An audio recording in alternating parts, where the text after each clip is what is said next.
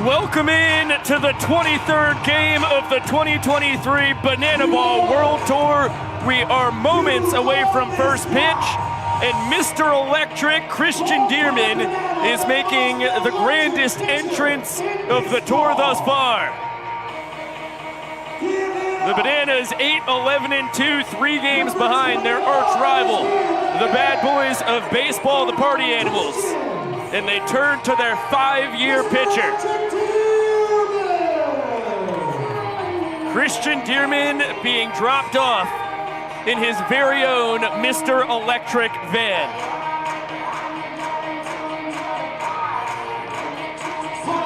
Bananas Nation, here he comes! With smoke bellowing out of it already. Slap down a placemat. The Banana Nanas, of course, in tow. How many nanas can you fit in one van? Oh my goodness, it's a clown car. And here's Mr. Electric.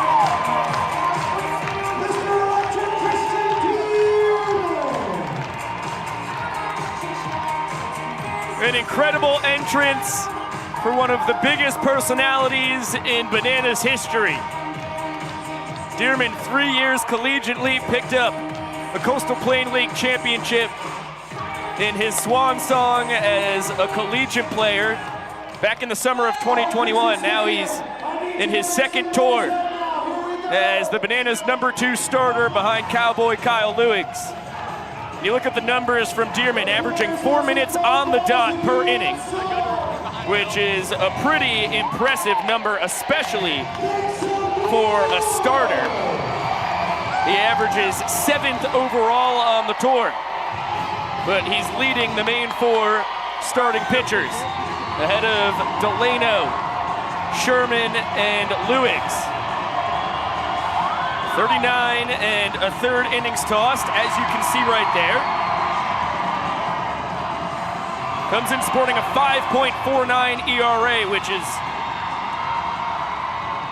just about a run and a half below the team average. Bananas have a 6.9 earned run average as a full pitching staff. And now you take a look at the devastating lineup the Party Animals put out there. Hampton, Cornett, Skoll, and Bloomer, you can pencil them into the 1 through 4 spots each and every night. And then Tanner Thomas in the 5-hole. And how about Jason Swan hitting 6th? Let's throw it down to the young professor real quick. 2, 1, showtime! Showtime indeed. Jason Swan breaking into the top 6 of the Party Animals order. It's the first time in 22 games that someone besides Hampton, Cornett, Skoll, Bloomer, Thomas, Almadova, or Lytle have been in the top 6. 4 times Joe Lytle has hit 6th. 17 times it has just been the pretty typical first 6 that have been highlighted by Reese Hampton at the top. The 12th round draft pick by the Detroit Tigers back in 2018. Comes in hitting .385, a .468 on base percentage, video game numbers, which is par for the course for these first 4 guys. He hits it to the shift, and Dalton Malden tries to recover. That's the first error on the tour for the songbird of our generation. Normally sure-handed, looks like he had a little trouble with the lip out in shallow right. The Hampton shift had him positioned perfectly, but Reese runs like lightning. There's a reason why he goes by Reese Lightning around these parts. And now Dalton Cornett into the box. Comes in hitting .333, 418 OBP. And a line drive over the leaping attempt of Ryan Cox. Hampton's gonna go station to station as Dakota McFadden, in only his 2nd start of the tour out in left field, will collect the ball and fire it in.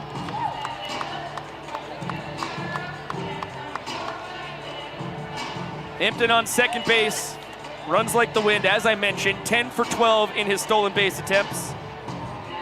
Cornett not the fastest guy in Banana Land, but a smart base runner, does not make mistakes out there. He's 3 for 4 in his attempts at swiping bags. Now as dangerous a hitter as you can find on the eastern seaboard. Fooled by the Dearman slider. Skoll comes in leading the tour in on-base percentage and OPS at 516 and 1285 respectively. And if that ball was fair, it was a 3-run homer. He also paces all hitters in that department with 5 long balls across his 21 games played. 9 doubles, yep, that's also the tour high. Let's just get this all out of the way while we're at it. 29 runs, tied with Hampton for top marks. 23 RBIs, one better than the on-deck hitter Bryson Bloomer. For top the leaderboard there, that was a close pitch. Right on the edge of the inside corner. Vincent Chapman, we have seen the zone shrink a decent amount from game 1 to game 23, and Skoll lines it foul on top of the concession stand down there in the right field deck. Jake averages over 4.5 pitches per at-bat, also a tour high. And just to finish it all up, his 18 ball 4 sprints. Thanks for playing along at home. Jake Skoll is also your man leading that category. Good pickoff attempt at second. Boy, close call. Mark Cole umpiring his second banana ball game of all time, and bananas game at that. Although he has come as a fan a handful of times. Local collegiate and high school ump says that one was a hair late, and as you take a look at the replay, you miss another fastball just barely off the inside corner to Skoll. Important payoff pitch. And line towards center field, DR Meadows right there for out number 1.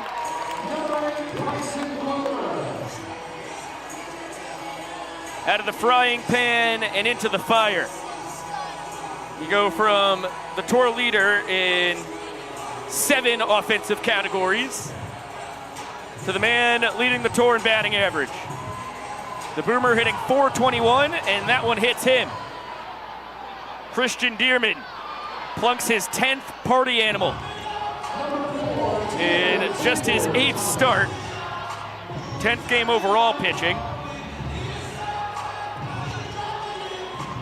Boomer collects his 3rd HBP, pushing Cornett up to second, Hampton over to third, and now Tanner Thomas. It's always nice to get out of the first 4 of the party animals lineup, but it doesn't get a whole lot easier. Christian Dearman's roommate from last year's tour, Tanner, a party animal for the 2nd straight season. Was a collegiate banana 2018, and then with Dearman in 2019. Line drive right to the songbird of our generation. Throw to first, not in time. Bloomer scampers back safely. Good lumber from Tanner Tinder Thomas.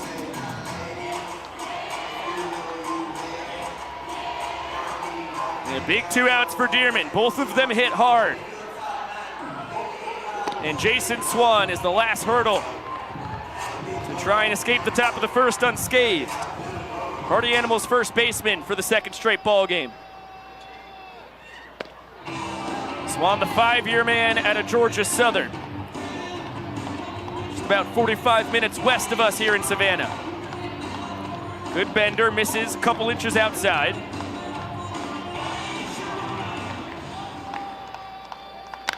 Line drive into left center field. DR closing in. He's gonna run right on by it. D-Mac collects it and fires it in. Swan holds up at first. It is a 2-out, 2-run single.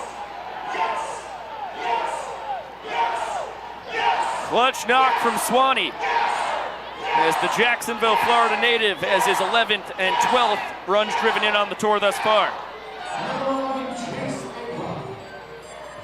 Hampton breaks the 2-man tie for runs scored. He's the first man to touch home plate safely 30 times on the tour. One more than Jake Skoll now.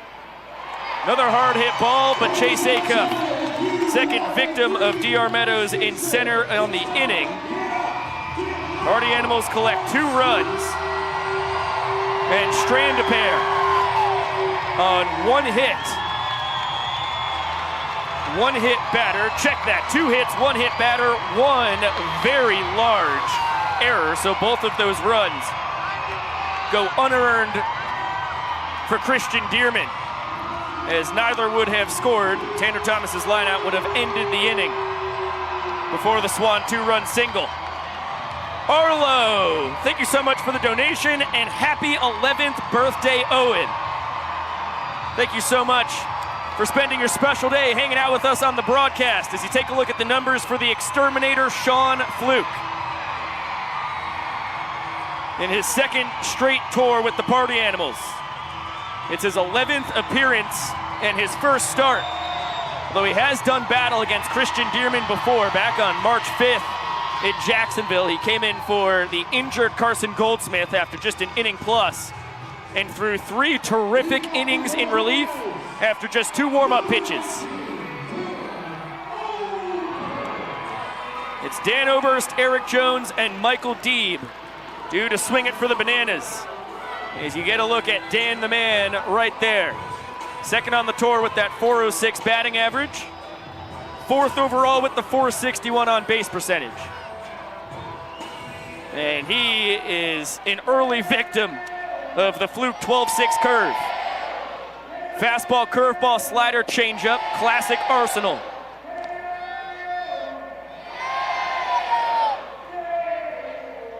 For the pride of Hudson, Florida. And has taken him deep. It was back in Sugar Land in one of the farthest home run balls that I've seen in my life, all the way out of Constellation Field.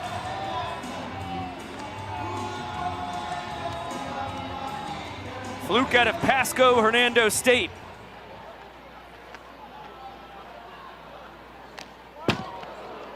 And Dan, a fellow Florida native out of Largo, a couple years at Indian River Community College before 3 at the University of West Georgia.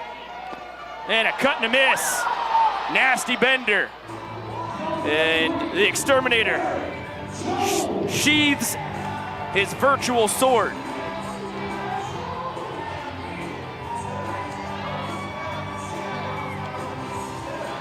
Sixth strikeout.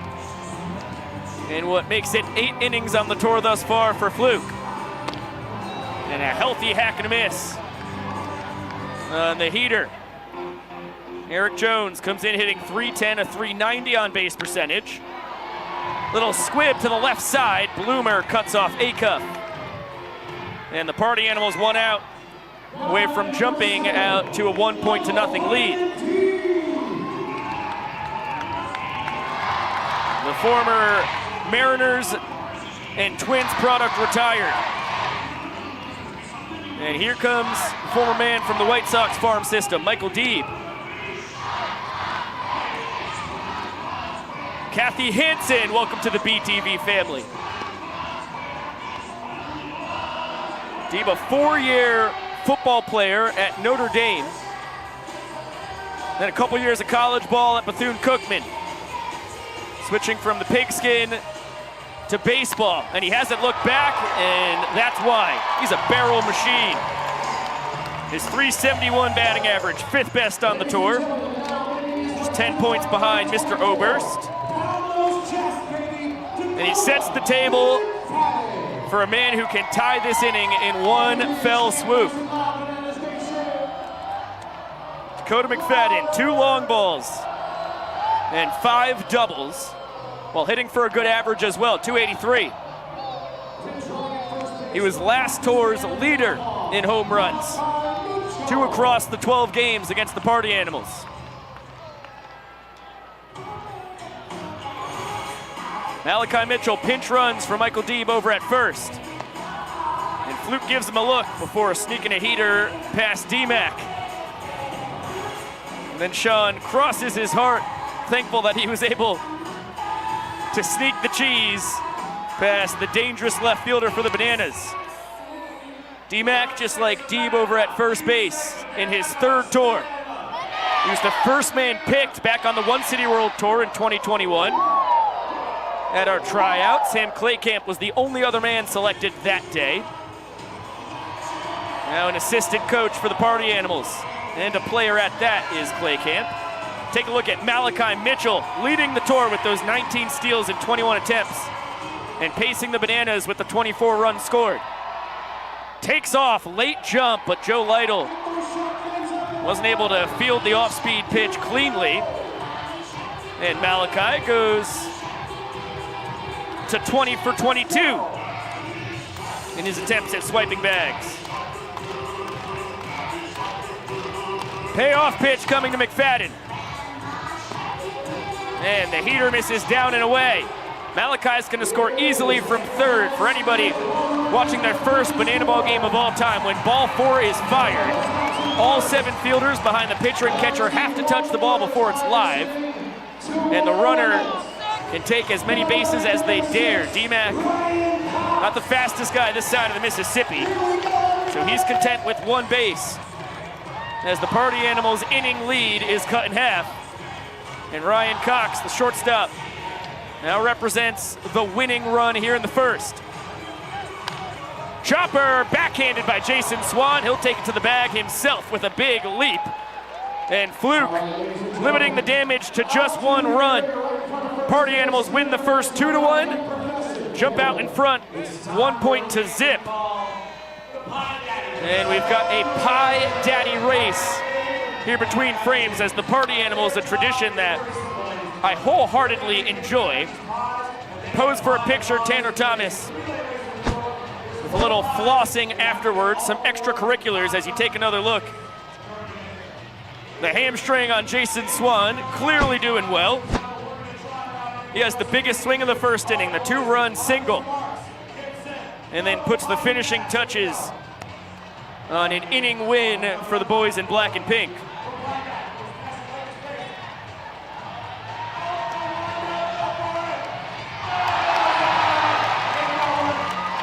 Now, kind of on camera, a little off camera, we have these kids pieing their dads. There's another gander at it. The point is you're supposed to pie your dad with all 4 of these, and whoever can do it quicker is the winner. Although Dad's gonna have to have an assist there on the pieing. I don't think our toddlers are fully bought in here, although our kid in the white shirt is getting after it pretty good. Yeah, good form. Only 1 hand needed. Right hand to the side of the face. Good coverage on the pie. And top of the head. It's good to try and get the whole noggin in there on your pie daddying. And our kid in red will just happy that he was out there a part of this thing.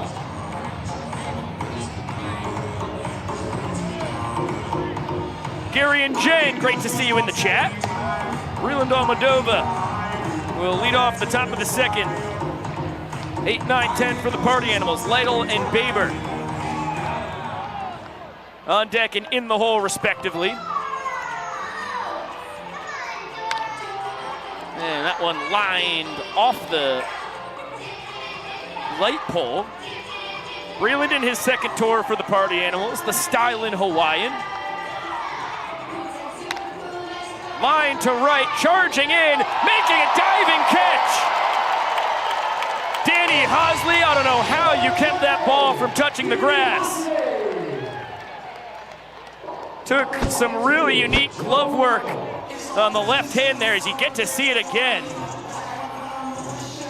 Boy, that puppy in the snow cone family for sure.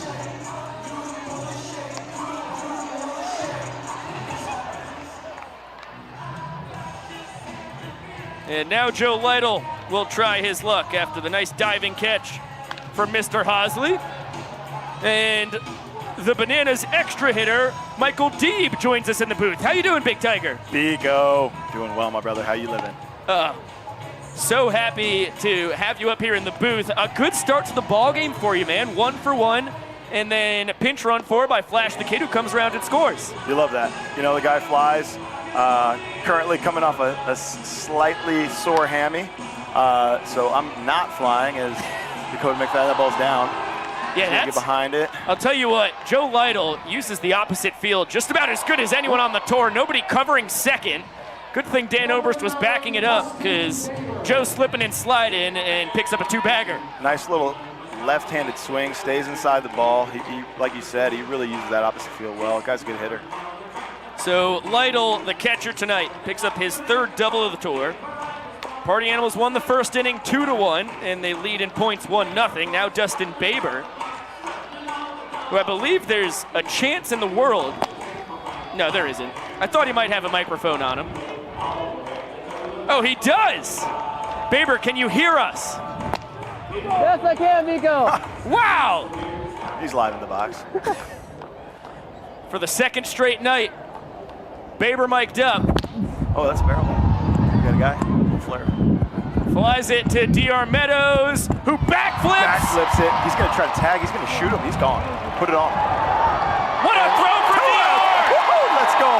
Love a little double play to end the inning right there. Phenomenal backflip throw, just like they teach the kids at home to get behind the baseball, do a backflip, and then shoot your cannon out to third. See ya!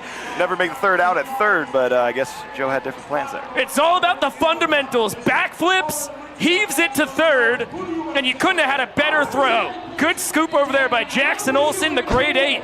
Applies the tag, and that's probably the greatest double play I've seen in my life. Yeah, you love to see it. Bananas really needed one there, and I mean, I think we're getting ready to win an inning here now. Fluke coming back out for a second inning. We're dabbling with his glove a little bit. What's he got there? Clearly nothing to shut down the Bananas, I don't think. What do we got? You think there's some sticky substances being used? I can't say yes, I can't say no. We're in the booth, deep. Look at, we got our monitor down there. How we doing? Yeah, you're a little big than our usual guests, and you know, at 5'8", the camera's kind of meant for the broadcaster. So I'm sorry that we didn't have this tuned up to. It's okay. I got a face for radio anyway. Deep, your third tour here, all three of them with the Bananas. Your career pretty illustrious. The 4 years at Notre Dame, Bethune-Cookman baseball, playing with the White Sox organization over there in Puerto Rico. How does this experience factor into your wild story, man? I think this experience has been one of the greatest because we're able to connect with the fans and the people in such a unique way that nothing to the other places that I've been and the other things that I've done, but there's just so much unique opportunity to really get one-on-one experiences with people, spend some time with them, get to connect. Every night out here, whether it's packed at Grayson or we're somewhere across the nation, we get the opportunity to touch someone's life, to inspire them to be the best at what they do. And as you know, just out here, it's not just athletes. We've got a phenomenal creative team. We've got a phenomenal media team. Top to bottom, everyone is pushing their passion and really trying to be the best at what they do. So it's a great culture here.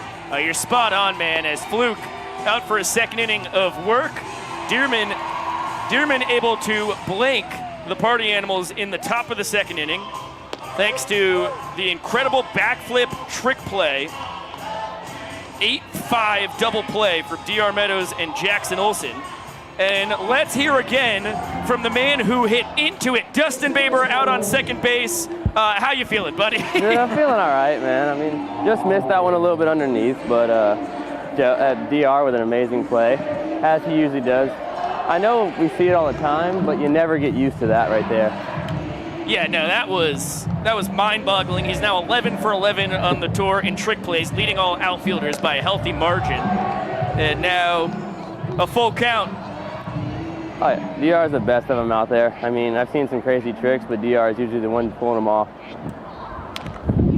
That's a slow chopper to short. Might be that out, he does.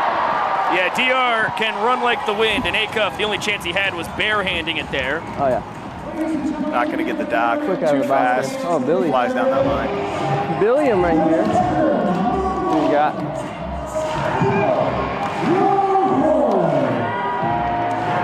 Talk about Captain Billy Barrels line strut. Look at that. Get some people going. They're fired up. Come on now. As the Prince of Banana Land, Mr. Bill Leroy, comes up to the plate with Billy Squire blasting throughout the full capacity Grayson Stadium. Bill hitting 288 on the tour. Baber, I'd like to congratulate you on the broadcast here for leading your team in trick plays. It's been a come-from-behind story thus far as you've overtaken Bryson Bloomer. 20 for 21. What's your mentality at trying to pull off trick plays out there at second? Well, you just got to know the situation. I mean, in the beginning of the year, I was a little bit nervous for it. Wasn't really that confident, so out. Fly to center, Hampton there to haul it in for out number 1. Wasn't really that confident in myself, but definitely found my stride and really believing I could do it, and then just know the situation. I mean, if we haven't scored a run, you know, do the tricks you know you can pull off, and if we got some runs to work with, go ahead and try something you haven't seen before. Deeb absolutely moving it and grooving it in the booth. I'm feeling a first pitch steal here. It's a great time to go. You know, you got a left-handed bat here. He's probably going to spin something or change up something to the right side. So it's a great time to take off here. It looks like you might want to. Get out of there. No. Jackson Olsen skies it left side, foul territory. Joe Lytle underneath and there to make the snag as DR has to scamper back to first. And a good thing he didn't steal there. Could have been some trouble. Could have been a little trouble. Just let my guy Deeb up there know that was fastball. Still for 1 on the pitch call so far.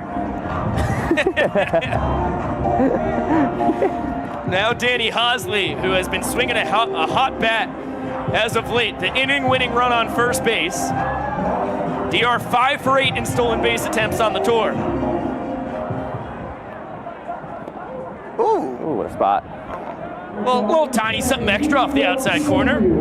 How about it? How about it?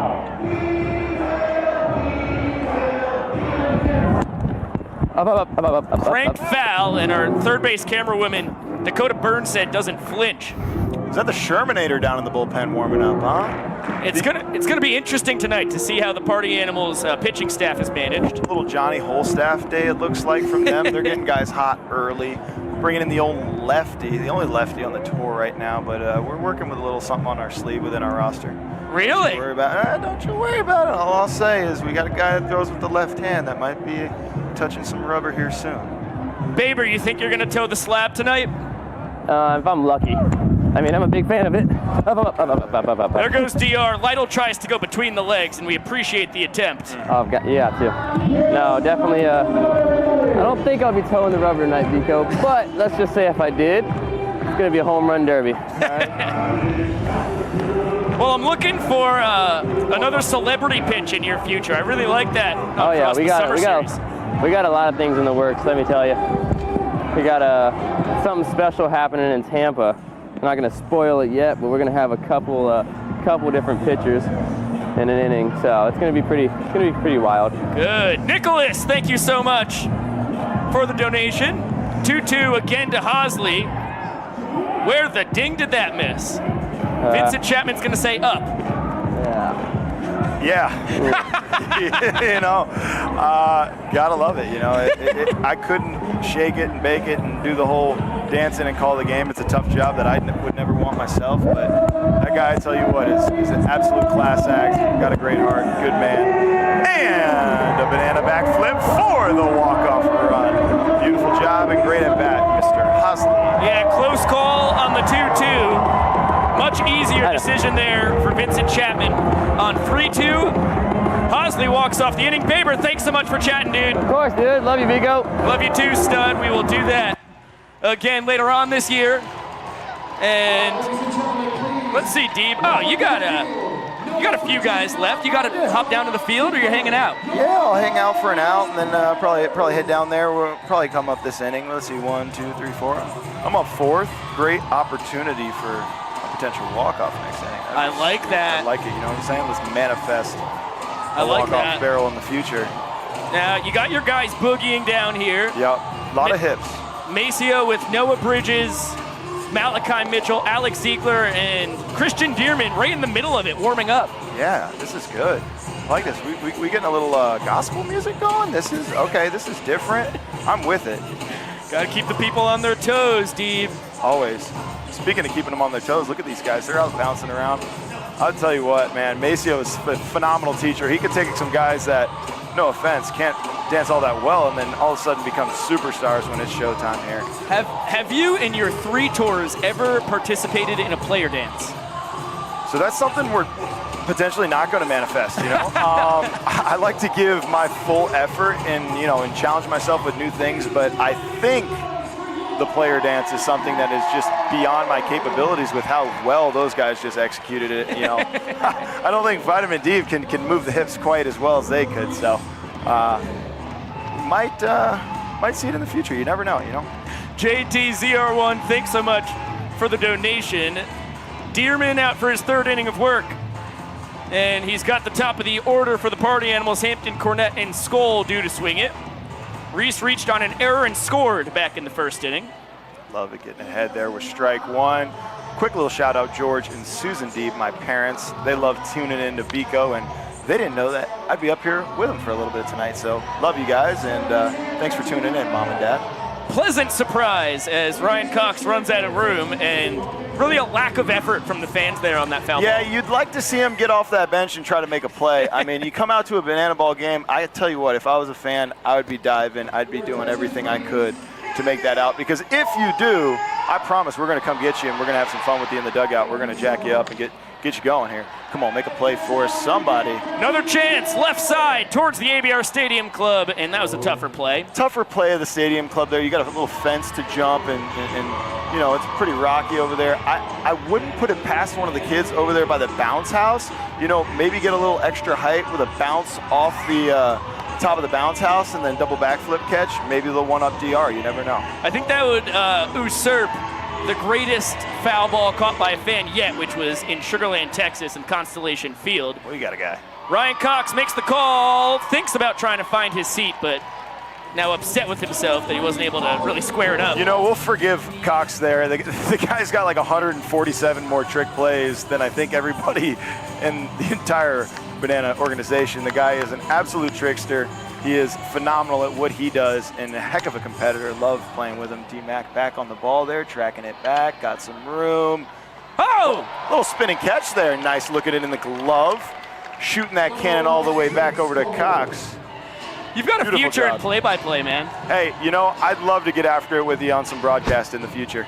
Yeah, we'll keep this up. This is good fun. That was a good job by McFadden in only his 2nd start out and left of the tour.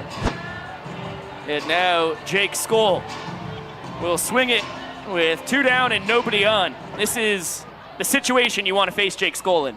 100%. The guy's been an absolute barrel monster. He hits that ball hard every single time. I mean, I think he hit about 4 foul home runs his first at bat there. He did. That guy's going to run into the barrel, but I'll tell you what, I like a little 3-2-2 get ahead with a strike here, because my thoughts are saying that he's not looking to swing. He doesn't exactly look ready to hit here, so if we can sneak one by him, this would be a great chance to even that count at 1-1. And it's up and out. Up and out, 2-0. It was a good dance, though. It was a good dance. The hips were moving. They're back in the skull shift. Shout out Cox, Malden, and Meadows, who scurry back to their respective positions. And another foul barrel for Mr. Skoll. Guy hits him hard, like I said. If he can figure out how to get it between those yellow lines, it's dangerous, because he runs well too. I mean, he is built like a truck, but that truck moves, and that's for sure. There's a reason why he was the 15th overall draft pick in 2010 by the Texas Rangers. Yeah, followed that up with some football over at UGA. Go Dogs, even though I love my Notre Dame Fighting Irish. That's a respectable player there. He played with a couple of my high school teammates, Sonny Michel, Isaiah McKenzie, guys that are playing in the NFL now. Yeah, a couple guys played in the NFL. Yeah, you know, the talent is strong down here in the southern region of the United States, and we love to get after our athletics. Payoff pitch fouled off, and I mentioned it first time around when Skoll had 7 or 8 pitch at bat, but he leads the tour in pitches per at bat, well over 4.5 on average, and he works his tour leading 19th sprint. Goodness gracious. And he's digging for 2 bags. Close call at second. Just in there ahead of the tag from Dakota McFadden. That was really good sprint defense by you guys. Good ball handling there, good ball handling there. Whipped it around pretty quickly.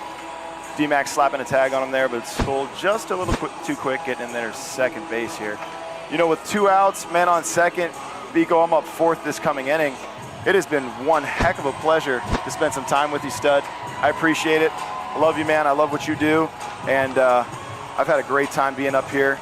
Go Bananas. And let's get ourselves another inning-winning run coming up here in the bottom of the third. Thank you so much, Michael D. It was an absolute blast. An absolute blast. See y'all soon. There goes the living legend himself in the pit in the bottom half of the order. So he's got to get down and ready to rumble as Bryson Bloomer, big cut and a miss on a well-located heater right at the bottom of the zone. Sally Pack, welcome to the BTV family. Thanks for hopping aboard. 1-2 to Bloomer, who was plunked his first time, and wow. It's a good dance, but an egregious strike call for Vincent Chapman. He clearly did not call it on the check swing, at least as far as I could tell. Bloomer, besides himself, exit stage left. Dearman blanks the party animals for the second straight frame. Just one run needed for the Bananas to take their first lead of the night. Let's check out our showman of the night from Saturday evening. Josh! Thank you very much, Biko. We've got another Showman Award to give away, and it's the Party Animals second baseman, Dustin Baber, coming away with the award. Baber with an eventful second inning on defense. Ryan Cox leading off the inning, ground ball hit to Baber, and how about a bare hand and a bounce to first base to retire Cox, first out of the inning. Now 2 batters later, Jackson Olsen up at the plate, and how about going behind the back trying to get Olsen, and oh, he runs into Mark Cole, our first base umpire. Luckily, everyone okay. Jackson Olsen still called safe, but we're still going to give our friend Baber a trick play for that one. And then in the 6th inning, Dustin Baber up against Dakota Stilts All-Britain, and how about a single off of Stilts? Baber would get to second base, but would be left stranded after a Dalton Cornett lineout to Dan Oberst. Dustin Baber coming away with his first Showman Award of the night. We'll see if another player gets his first Showman Award tonight. Biko, I'll turn it back to you. Thank you so much, Josh Tolevsky, live from the Bananalytics headquarters in Athens. We'll hear from him a little later on tonight. And as Michael Vitamin Deeb exits stage left, Dalton Malden into the box. First pitch swinging, chopper to Bloomer. Bare hand, toss across the diamond. He makes it look so easy. Your 2021 Coastal Plain League champion teammate, Mr. Kyle Lewigs. Welcome upon the broadcast again, buddy. Yeah, thanks for having me again. I'm really honored to be here. I would like to thank my mother and my father for giving birth to me. Yes. As well as Kara Heater. She got me a Celsius earlier, and I'm feeling a little funny right now, so enjoy that for the next 6 hours. Energy's pumping, huh? Yeah, really good. Arctic Vibe, probably my new favorite flavor. Your buddy Dan Oberst skies it to shallow center, and Reese Hampton makes it look easy. Really good flavor. Really quick work here from Sherman. Yeah, I never even got it. You didn't start the clock. No, I did not start my minutes per inning clock, which could be devastating if Eric Jones is out quickly. We're going to have to go back and figure it out. Nice backdoor bender from the pride of Long Island, New York. As Deeb mentioned earlier, the only southpaw on either roster, although you guys have been working with Vinny DeRubius. Yeah, I've also been working on throwing left-handed. Good. Well, not really going that good, you know, with the whole shoulder dislocation thing. But I mean, maybe a couple pitches a night. I don't know if that makes me not just a right-handed pitcher anymore. I don't really know where that would categorize me as, but I might mess around with it. Boy, Maceo Harrison defies gravity. I don't understand how he ended up on his feet after that. 1-2 pitch coming to EJ, who popped out to third his first time. Brian Tootin, thank you so much for the donation. He says, good day from all the way down under Australia, from the Southeast Queensland Division 5 champions, the Windsor Royals. Let's go Nanners. Dustin Baber, what a schnazzy play up the middle. Brandon Sherman with our quickest inning of the night. That one well under 2 minutes. And just like that, we're heading to the 4th inning. And really 3 nice plays by the Party Animals from Bloomer, Hampton, and Baber. And I hate to beat a dead horse, but Dustin made that look awful easy. Yeah, really good infield and outfield work. You know, we've had a lot of interesting plays. I think the highlight if not of the whole year, is probably, we always talk about how you can plus things here, and we were always wondering how we could plus the backflip catch for DR, and I guess if you throw somebody out after it. Oh no! What are we doing? Sorry, Kyle, but we have outdashed the Flash, and our contestant just bodied Dan Oberst at first base. And now Malachi catching up to him, a little dipsy doodle, and he will run backwards to finish it up with a back handspring to celebrate. The helmet goes flying into the chest of the young professor.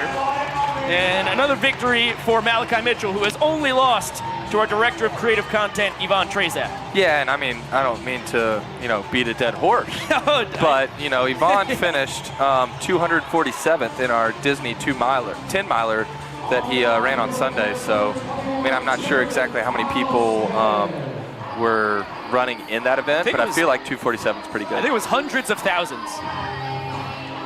You say 25,000? 247 is insane if there was 25,000.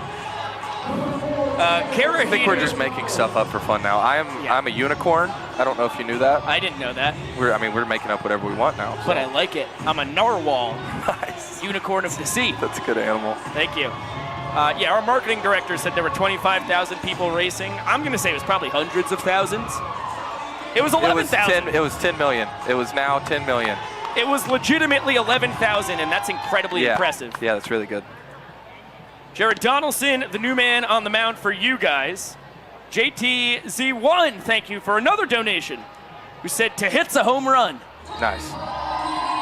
Spoken like a poet. We're going to take a moment as the home plate umpire needs to dust the plate off. No, he's not. Fake it till you make it. Vincent Chapman gives a couple brushes at our yellow home plate. And now boogies his absolute pants off.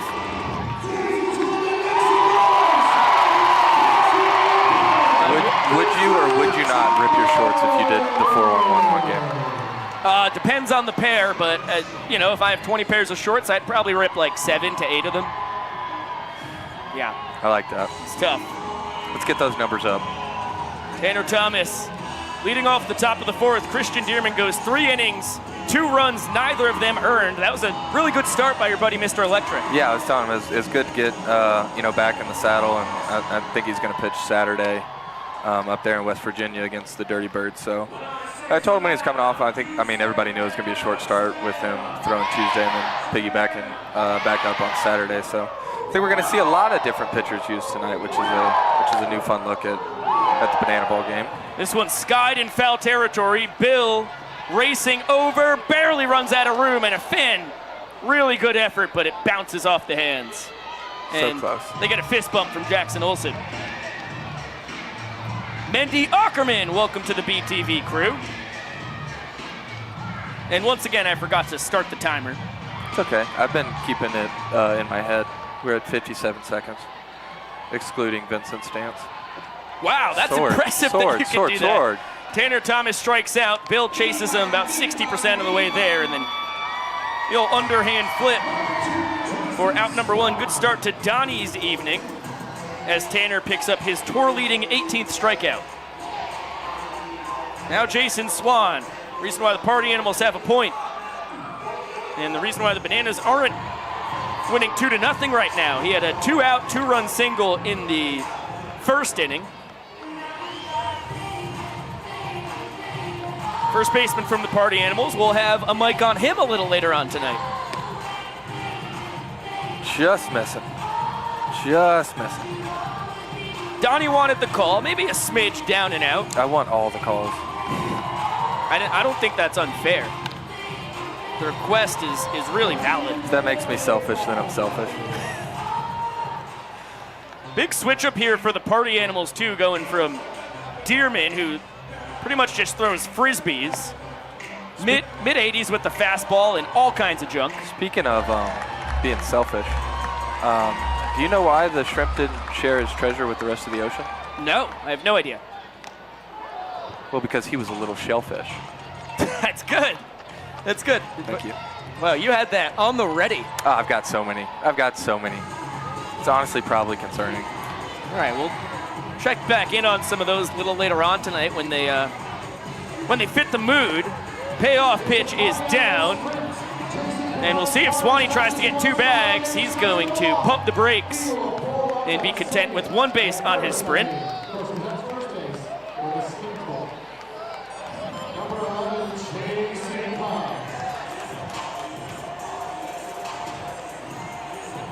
Jason 3 for 3 in his stolen base attempts. And it seems like the Hammy's doing really well. Chase Acuff coming up to the dish with Caitlin Scott accompanying him with a camera. Didn't really notice if there was something juicy going on there. I think it's the old pick my walkout. Oh, that's fun. Shout out the people on the tick and the talk. Tick-tocking. You like that? Yeah, that's I a do. good time I like when you to say that. shamelessly plug the Ripe Rundown. If you haven't watched it yet, it's just a couple clicks away on the Bananas YouTube page. A couple pretty cool dudes just breaking down a month and some change of your favorite sport, banana ball. Yeah, we got what we thought were our top plays defensively as far as your classic web gems, and then trick plays. Throw in some of our wilder moments like a wedding in the middle of a game, which we finished with 19 seconds left on the 2-hour timer in Texas. And then our guy, JJ Falcone, throwing the first pitch that counted for a strike. As here comes trouble. Back-to-back sprints. Mark Cole nearly gets a banana ball to the back of the head. And as the Bananas get it around the infield, not a chance to get Jason Swan over at home plate. And as the pitch got away from Bill Leroy, and that was enough for the Party Animals first baseman to score from first.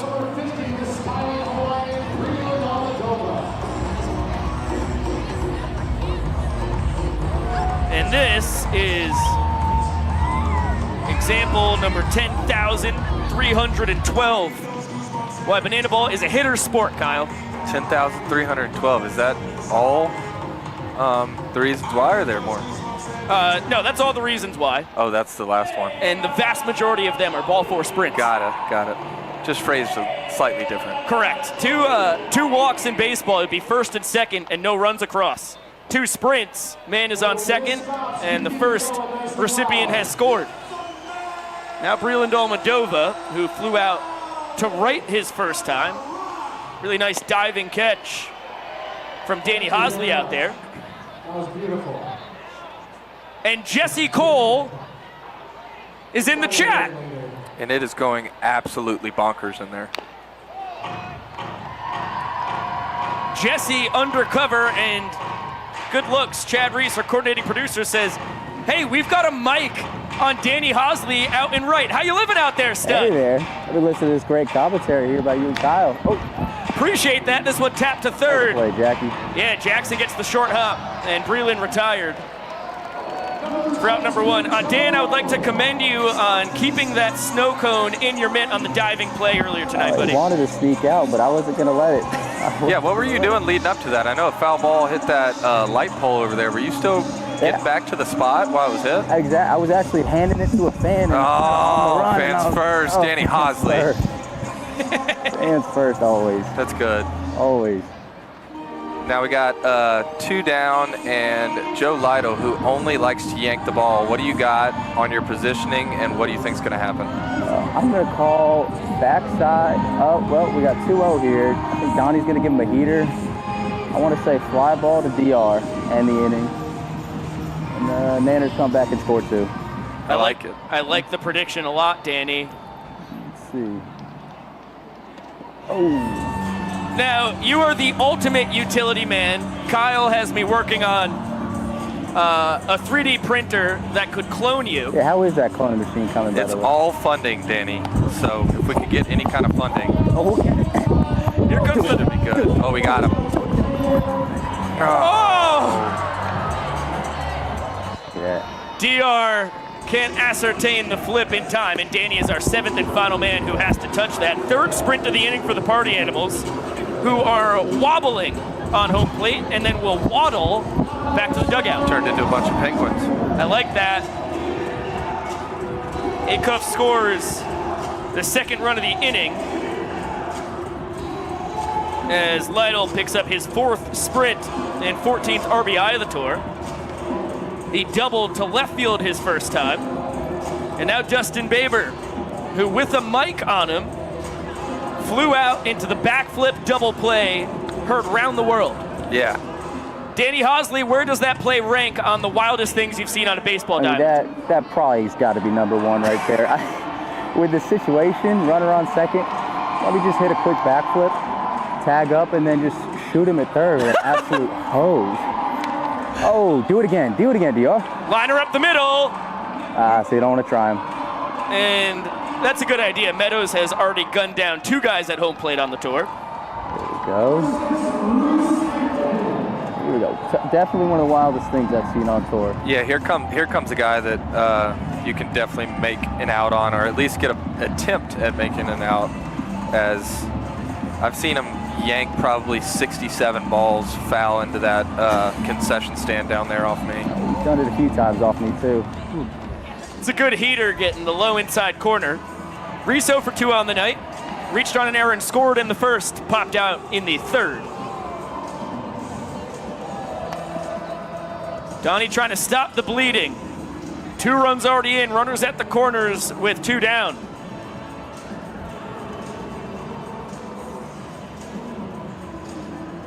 If we have time, Danny, I'd love to talk about your experience in Banana Land, because you're really a catcher at heart and you've been the best pitcher on the tour, but really making your bacon out in the outfield, left or right, pretty constantly. How's that been for you? Outfield's fun, man. It really just goes back to, make a play, D-Mac. Flipped out, and it's going to dink in front of McFadden. So Vivacious, pinch running for Lytle, will score, and Hampton has his 13th ribeye of the tour. Back to you, Danny. Honestly, just goes back to see ball, catch ball. That's probably one of my favorite things to do in VP. You go run down, fly balls. So the fact that Gilliam gave me a chance to go do that, it's been absolutely just a blast out here. So, looks like Stilts coming into pitch. Well, that'll give us some more time to chat. Dakota Stilts Albritton is gonna come grab the ball from Jared Donaldson, who has been pretty feast or famine on the tour thus far. The Bananas ace from this past summer, big reason why the team was able to repeat as Coastal Plain League champions, and had an amazing start 2 outings ago, 7 strikeout ball, but unable to get out of the 4th inning. Gets 2 outs, gives up 3 sprints, 1 hit, and 3 runs home.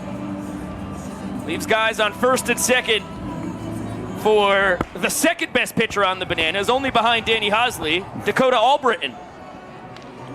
Oh, make a play, Cox. That's past Ryan Cox. Baber without a third base coach going home, testing Dakota McFadden. Throws not in time. Uh-oh. And that will allow Hampton to take third. Now Reese is coming home because Dakota can't cover the bag. Bill got there! Excellent tag from Mr. Leroy just in time. And just 4 runs on the inning for the Party Animals. Danny Hosley, what a wild inning to have a mic on. Thank you so much. Thank you guys for having me. I'll talk to you later, Biko. Hey, sounds good. See you, Danny. Later, guys. There goes the amazing Danny Hosley.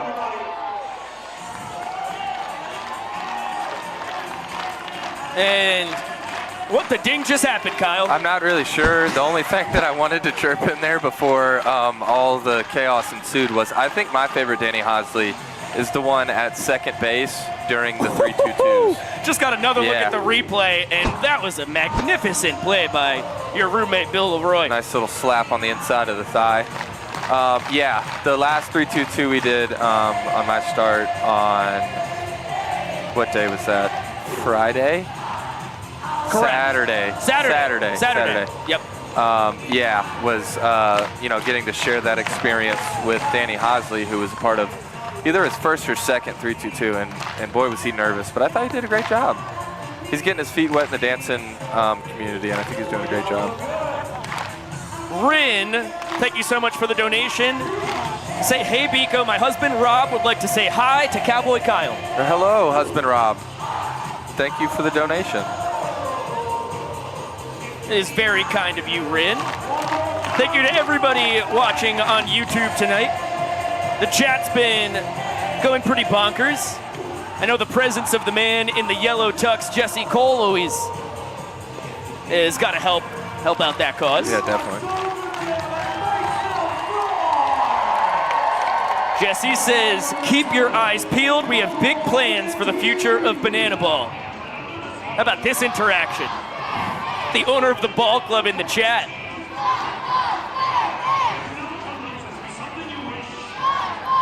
And it's good to hear that Jesse says that the entire entertainment crew is doing great without him. Michael Deeb singled to right his first time, came up and spent a couple innings in the booth with us, and now he's 2 for 2. How about them apples? I think, you know, it can't be a coincidence. I think Michael Deeb loves the sunshine more than anybody else on this planet.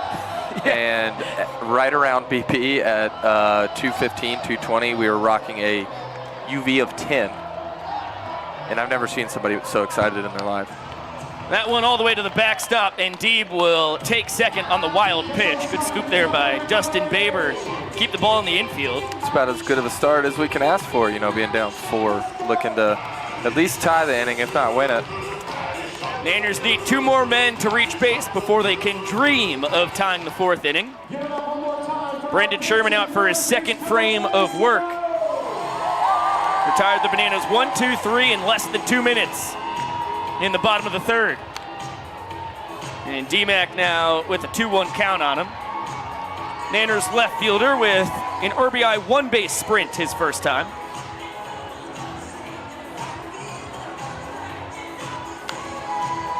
Skies it right side. Swan runs out of room. Can the fans make a play? No.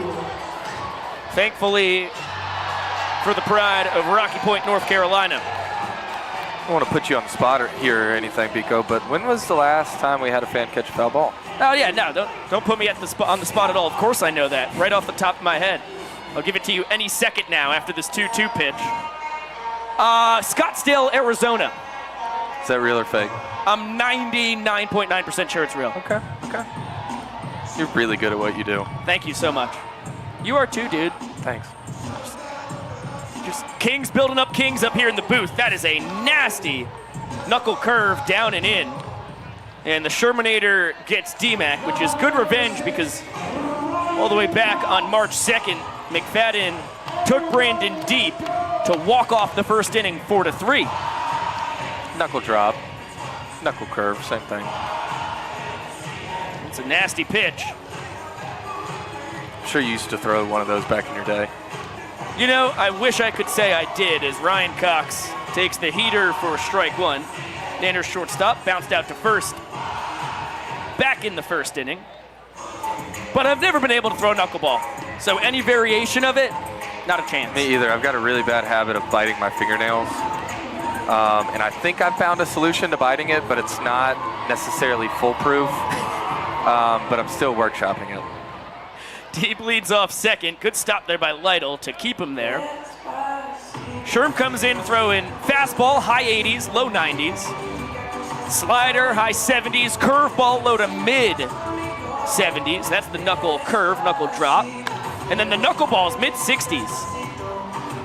It's just pretty good, if I'm not mistaken. I mean, my knowledge on knuckleballs isn't, you know, quite up to date. I'm not sure how fast they used to. I was going to say spin them, but you don't spin them. Yes. How fast people don't spin them. Correct. It's the one pitch that you do not want to spin. Yes.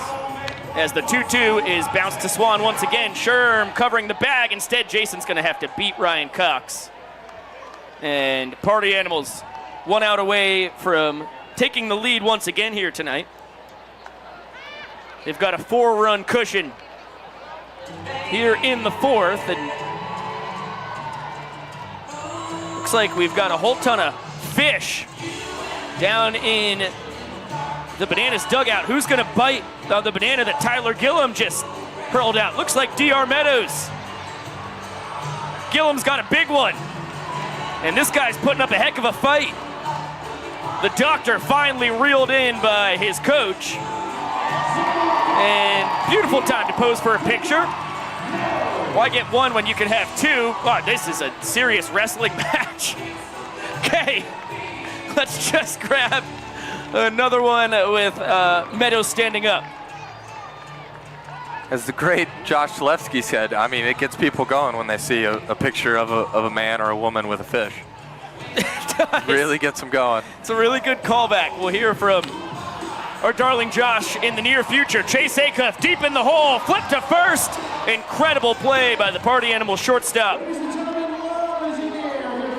Chase is smooth as silk, and after the leadoff single, Sherman able to retire the Bananas in order.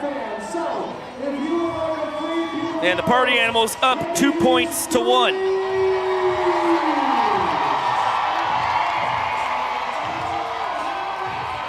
Tyler Swertnick, welcome to the BTV family as you take another look at the throw from Chase deep in the 6-hole. Across the diamond. Party Animals won the first inning 2-1. Bananas walked off the second 1-zip on the Danny Hosley 2-base sprint. And after a scoreless third, Party Animals win the fourth 4-0. We've got an alien sighting on the mound. A lot of people are saying, including myself, because I've never seen his face, we're not sure if the man on the mound actually has a face. It's DJ the Invader. One day we may learn as you get a glance in the stands at Alex Ziegler and company handing out roses to any young ladies they may find. You look at DJ, the minutes per inning has been pretty impressive, although it has shot up a little bit as of late. Couple rough outings recently. Through while he was under the weather a few nights ago and got touched up by the Party Animals. Bill goes for a quick in-between inning, behind the back catch, throw down, and wears it off of the shin. DJ just comes with the territory. Yeah, of course. DJ tied for 10th on the tour with that 4 minutes and 6 seconds average minutes per inning out of 21 pitchers that have thrown. So right smack dab in the middle. And he's got 3, 4, 5 for the Party Animals. Skull, Bloomer, and Mr. Tinder Thomas, who was up here in the booth for a second because he was supposed to hang out with us. And then the inning went so long with them scoring 4 runs, he had to jet back down because he was due up all of a sudden. Looked like he was getting a little vlog content, fresh off of him and Dalton's Bad Birdie shoot experience, which I've heard has gone or went incredible. And I can only hope that I can be a part of one of those in the future because I also love Bad Birdie and I love golf. 2-2 coming here to Skull. Shot out to left. D-Mac takes a few steps in and grabs it for out number 1. Jake now 0 for 2 with a 2-base sprint and a line out to go with his fly. DJ with a 4-seam and 2-seam fastball, low to mid-90s. And he'll work in a slider, cutter, and a changeup is his best pitch in the arsenal. Gets the bottom of the zone with it there. Bloomer 0 for 1. He was plunked and then punched out on a tough call. I think he just fouled a ball off his shin and got sturdy right after it because I heard that's the best way to relieve that pain. Did you say got sturdy? He got sturdy, as the kids are saying. That's the dance that he just broke out? It was. You can fact check me at home if I'm wrong, but I'm pretty fairly confident that it is. You know, all the camps that I've worked, that's all the kids care about. Listen, it makes sense that you could throw a baseball 126 miles an hour, but if you can't gritty or get sturdy, basically irrelevant. Yeah, kids won't care. Yeah, you're as hip as they come running all the Bananas youth camps with your compadre, Bill Leroy. As well as you sometimes. I've dabbled. They love Coach Pico at camp. I like to get down with the youth.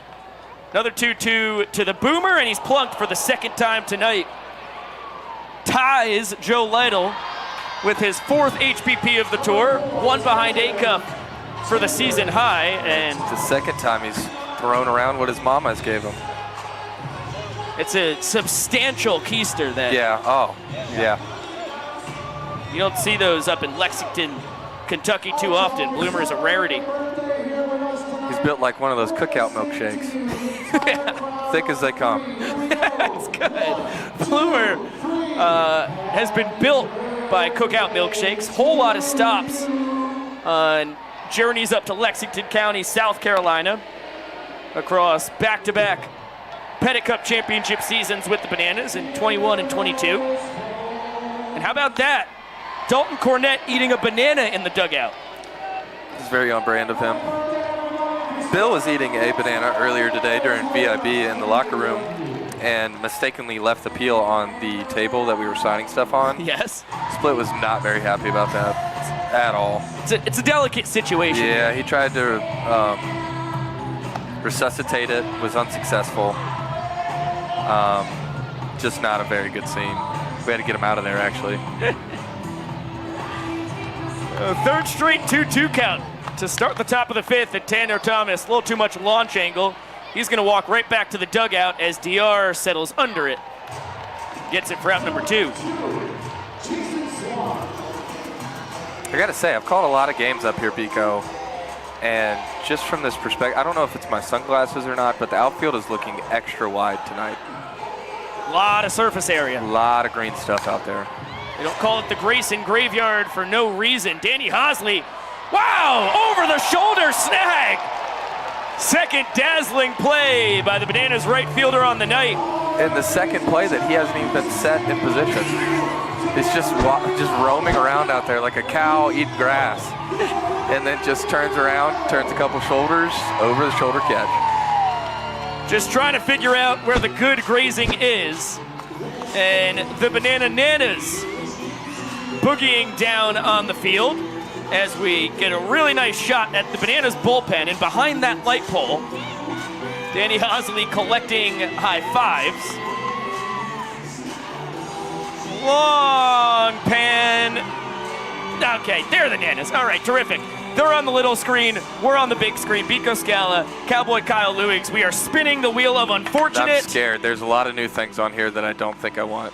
That was a smooth spin, and 5 gift memberships to the great people. How about that? In the YouTube You're a chat. man of the people. I can only hope that I spin that too. There's 2 of them on here, so in theory that should be my best chance. There's one that I really don't want on here. Eric Jones has spun it. Josh has spun it. I've done it. Can you join the crew, Kyle? No. He has to talk like Brandon Sherman. This is gonna be really bad because it's gonna be a bit of a mixture between Eric Burns and Sherman, but it's really good. You know, you only have your word and your family in life, and that's all you've got. That's true. And nothing else. That's all life is about. Is your family and your word. That's it. That's all you got. You know what? I like a combo of Burnsy and Sherman. I feel like that's a really nice new take on the impersonation. I'm speechless. For the first time ever, Brandon Sherman, he's speechless. You know, that's just what it is. Sherm, new man on the mound, third guy tonight for the Party Animals. Tucker Perry faces your roommate for the past 6 years, Bill Leroy. What's the scouting report on Mr. Perry? Well, you know, he throws from a bit of a funky arm side. You know, he throws from a different side of the body than me. I'm on the left side, he's on the right side, and he throws down there around the ground. I really respect it. I don't know how he does it. Timbo asks, what is your favorite bourbon, Biko? And I couldn't name a bourbon if I tried, Timbo. Kyle, a.k.a. Brandon Sherman Burns, can you name a bourbon? And do you have a favorite if you can? Line drive into the sliding mitt of Dustin Baber for out number 1. Good lumber from Billy's 0 for 2. Okay, Bill's out. I'm gonna speak like my normal self because I'm starting to lose my voice. That's good work. My favorite bourbon is a bourbon I haven't even tried yet. Whoever was asking that, it's from the hit show Vampire Diaries. There's 2 brothers in there by the name of Stefan and Damon, and they have their own bourbon, and I'm dying to try it. Well, thank you so much for the donation, Timbo. Very happy that was your question. I mean, I literally couldn't name a bourbon. It's so enticing. I don't think Buffalo Trace. I think that's a bourbon, and I think I've had it. I think it's pretty good. I get bourbon and whiskey confused. Is my problem. Yeah, I bought our director of entertainment, Zach Frangelo, a bottle of bourbon for his birthday. He's a bourbon. Or no, for Christmas present. I think it was like the Three Kings or something like that. I can't remember. He's a bourbon connoisseur. Yeah, that's a better question for our president. 2-2 count now on the TikTok superstar himself, Jackson Olsen. I really kind of disappointed in myself. I thought I could do a better Sherman than that, but that's all that came out. Had you ever done it before we put you on the spot on the broadcast? I don't think so, but I've heard it so much Yeah. that I feel like I should be able to reciprocate it a little bit better than that. Tap to third. Between the legs, Bryson Bloomer. Easy, breezy, beautiful for out number 2. And I haven't even seen Eric Burns in so long. I don't even know where that came from. Nor have I talked to him in a while. Gotta hop on the horn with your skipper from last year's tour as Zach Frangelo, speak of the devil, is two-stepping with the queen of the K-Club, Melly B. What a job they're doing. Oh my gosh. You don't see that in saddlebags every Thursday night. How about that? Gosh, the difficulty there on the two-step batter was pretty absurd. Yeah. So, Frangelo pinch hitting for Danny Hosley, and he gets a tough matchup here. Yeah, I was going to say, I don't know if he would rather face the lefty and Sherman. Obviously, I think Fluke takes the cake on people that you want to see. Not sure where that one missed. But, you know, he hasn't seen live arms in a while, Tucker, that much even. But Tucker also isn't sure where that missed. Not that often do you get to see a sidearm guy, so I can't imagine that's the first person on his list of people to pick to see here. Well, a healthy hack there, too, on a pitch that started in the zone and ended up like 2 feet inside. Boy, those two-seamers from the man out of the University of South Carolina at Beaufort, they've got some wicked cut to them. Zach, a steal of first base, a ball four sprint, and a single in his 3 career Bananas plate appearances. Trying to stay perfect with the OBP, shoots it back to Perry, who knocks it down, and will underhand flip just in time to get our director of entertainment, who was motoring down the line.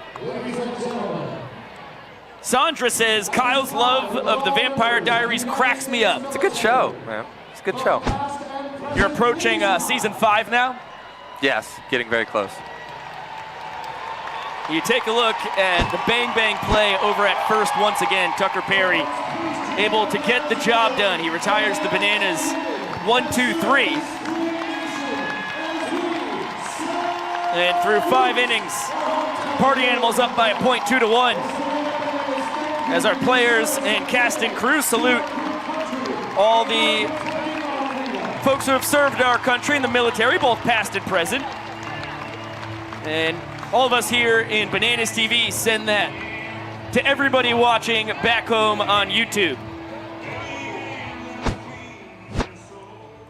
Welcome back up into the broadcast booth. Pico Scala with the ace of the Savannah Bananas, Mr. Cowboy Kyle Lewigs.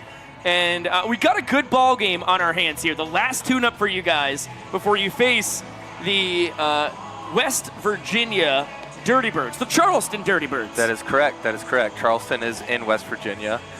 Pretty good game tonight. I'm sorry, I didn't mean to do that. No, I needed the correction because it's not Charleston a team. is also in South Carolina, so it's fine. It's a common mistake, and I've only been to one Charleston, and it's not in West Virginia. I've been to neither of them, so. Yeah, 2-1 ball game.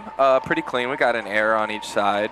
Not a crazy amount of hits, which is violently different than the game that we played on Saturday. Moving along at a much better pace, and I can't tell you how excited I am to pitch to a different lineup that is not the lefties of the Party Animals. Yeah, the Party Animals are just about as devastating a 1 through 10 as you can find in the great world of baseball and baseball-adjacent games, such as Banana Ball. DJ the Invader out for his second inning of work. And Chase Acuff leads it off. And Caprice George dropping some knowledge. Brothers Bond Bourbon is not available in Georgia. You'll have to go on a road trip. I would love to go on a road trip. Wow, Acuff blasts it deep to left center. D-Mac on his horse, watches it claying off the wall on the fly, right off the Savannah Cardinals. Part of the left center field wall. And Chase as his 5th two-bagger of the tour. That thing was smashed. Steve says Maker's Mark. Yeah, definitely. I didn't know that was bourbon, or else I would have picked that. Good call. Really good call, Steve. Really good. Yeah, really good stuff out of you.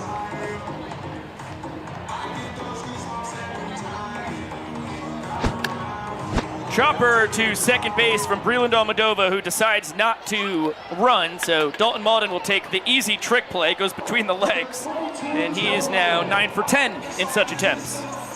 Do you know what I am off the top of your head in trick plays? 3 for 3. That's what we like to hear. Leading all pitchers. I couldn't remember. I just needed to make sure that you remembered. Well, yeah, you've had so many at this point, it's pretty hard to keep track. Joe Lytle, bouncer to second. Dalton Malden nearly stumbles down. He'll go between the legs once again as Acuff scores. That was classic, you know, get them on, get them over, get them in. From the lefties of the Party Animals that score 1 here to start off the top of the 6th, but 2 quick outs nonetheless for DJ the Invader. Yeah, now Dustin Baber will swing it. 1 for 2 on the night. Flew out into the backflip double play and then laced a single and came around to score in the 4th inning. And he's 2 for 3 on the night. Shot into left center. Dakota McFadden slides to knock it down. Baber trying to stretch it for 2, and he will. Not the smoothest slide into second of his career, but it does the job. And Kyle Lewig's official score feels like a double. Double. Double. Double, double, double, I think. 2 bags for the price of 1 swing for Dustin Baber. You heard Kyle say it first. BSN, thank you for the donation, says, my wife made us a delicious salad tonight. I could go for a salad, I Hey, think. good for you, BSN. I'd love a salad. Dalton Malden, set between the legs, behind the back, something snazzy. He gets all 3 outs, all of them trick plays, as Reese is retired, but the Party Animals push 1 across and lead the inning 1-2 zip. Let's check in with our Banana Ball statistical savant, Mr. Josh Talevsky, is going to talk to us about showdowns. Josh, what do you got, man? Yeah, that is exactly right, Biko. Thanks for having me on. We are here to talk about the art of the showdown, what strategies work offensively and defensively. So for starters, what we've learned so far on tour is as a batter, you want to hit a ball 2 types of ways. 1, hard hit line drives, preferably in gaps, as you can see right here. And the other way you want to hit a ball, how about a high, lazy fly ball to deep in the outfield? As you can see, Dan Oberst did this in our last round of showdowns the other night. Now, what you don't want to do offensively is hit balls on the ground in the infield, strike out, and of course pop out as well. Now, we get into the defense, and here's what is key. Pitchers still need to execute pitches. They need to throw strikes. You don't want a showdown chase. It also helps to have an incredibly speedy defender and one with a good arm. Somebody who has been excellent on showdown defense would be the Bananas Noah Bridges. He's got a great arm. We saw that cannon on display in the first round of showdowns in West Palm Beach. And of course, the last thing I will say that's very important is hitting your cutoffs. You want your pitcher to set up in the right place as a cutoff and also hit the relay throw home to nail the batter. Biko, that's what I've got for you on the art of the showdown. And what have you noticed this season from showdowns, buddy?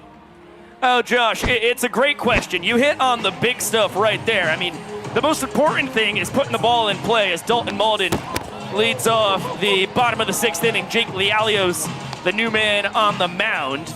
But yeah, you want your line drives like Dan has had a handful of times, but the long fly balls, we saw Danny Hosley do it when he was showman of the night all the way back in March with a deep fly ball to left. Mr. Talevsky, well, we have you for a second here. Let me be the first person in your life, as far as I know, to congratulate you on your last day of classes at UGA. How does it feel to have done that for the last time, man?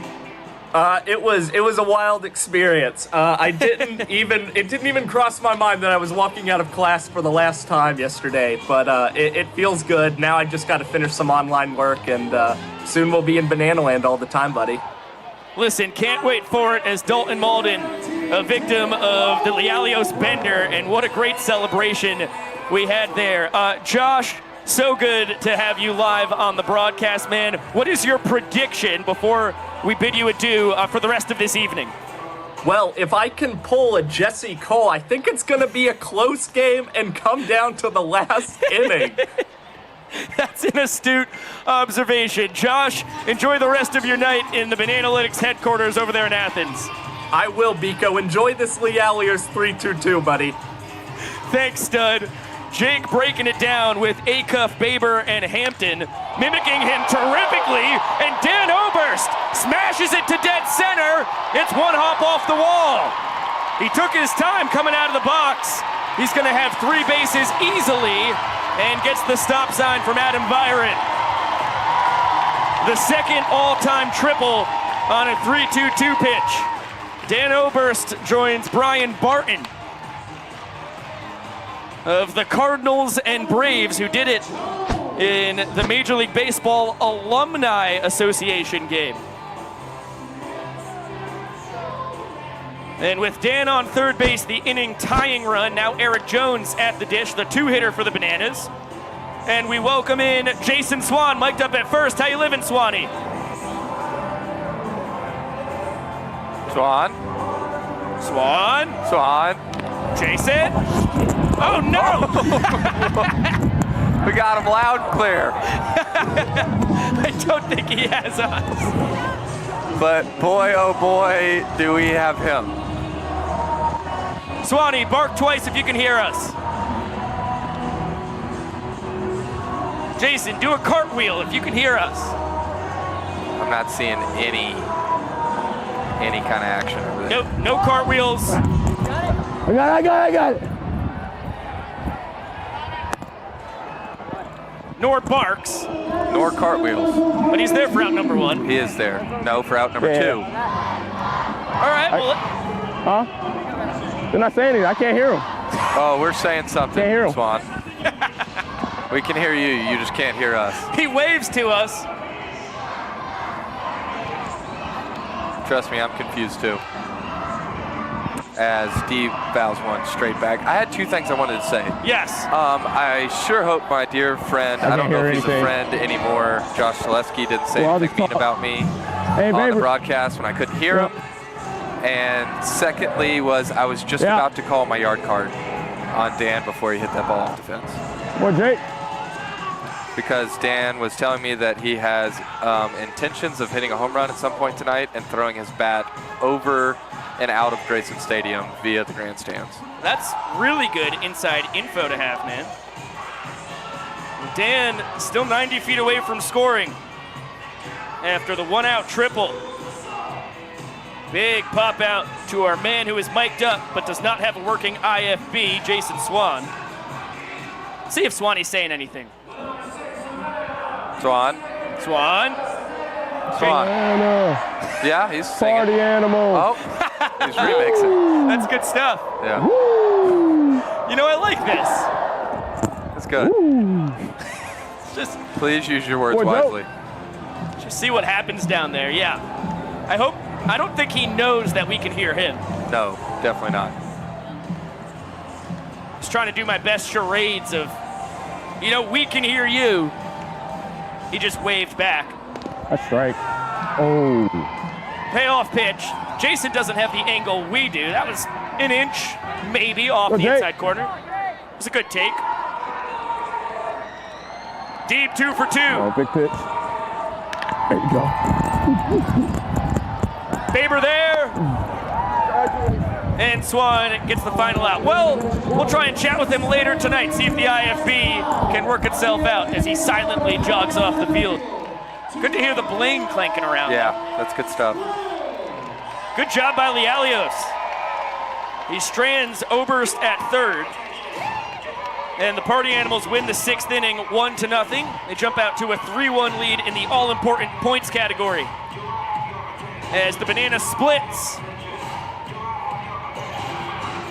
the youngest arm of our entertainment casting crew go out and dazzle with the boogie here as we head to the 7th. I think they should let you be an honorary member of the splits one evening, Biko. Yeah, these are all moves that are in my arsenal. Can you do a split? No, and my shorts would suffer the consequences if I tried. Yeah, that's where I was trying to get at. As Malatesta is the new man on the mound, Mr. Key Lime Pie, also known as the Monster, that is pitching backwards to Bill Leroy at second base. Brad Detlefson, thank you so much for the donation. He says, let's go DJ, and DJ off the mound, goes 2 innings, 1 run.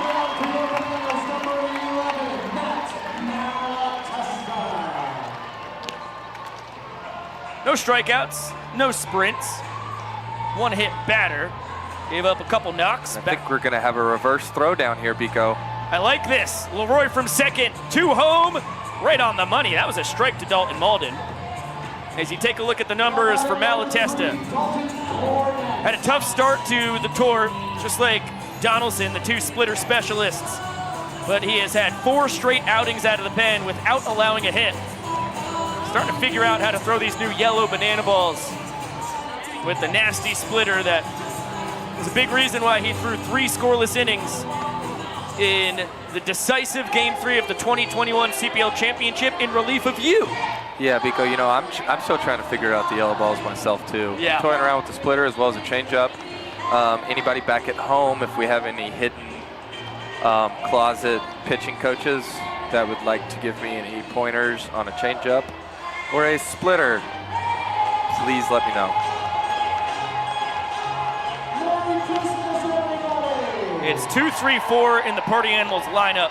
DC3, Jake Skoll, and the Boomer, all due to swing it. Michelle Crosno, welcome to the BTV family. And the same goes for Derek Varner. Thanks for coming aboard. Terry says, congrats, Josh. Steve says, great work, Josh. Gary, can't wait for Josh to be on BTV full time. Jamie, woo, Josh, what an achievement. Good to see the K-Clubbers fired up for our Bananalytics statistical savant. Say that 10 times fast. Dalton Cornett dead to rights at second base. It's the 2nd time on the tour. He's been gunned down trying to grab 2 bags on a sprint. Yeah, really good stuff, especially out of the shift. That's been a big practice point for us, figuring out the most efficient way to do that. So that was very, very good to see, because that could have been a bad start to the inning. And while I'm at it, yeah, Josh, I guess, you know, good job finishing school. Or whatever you did. That was, really felt that.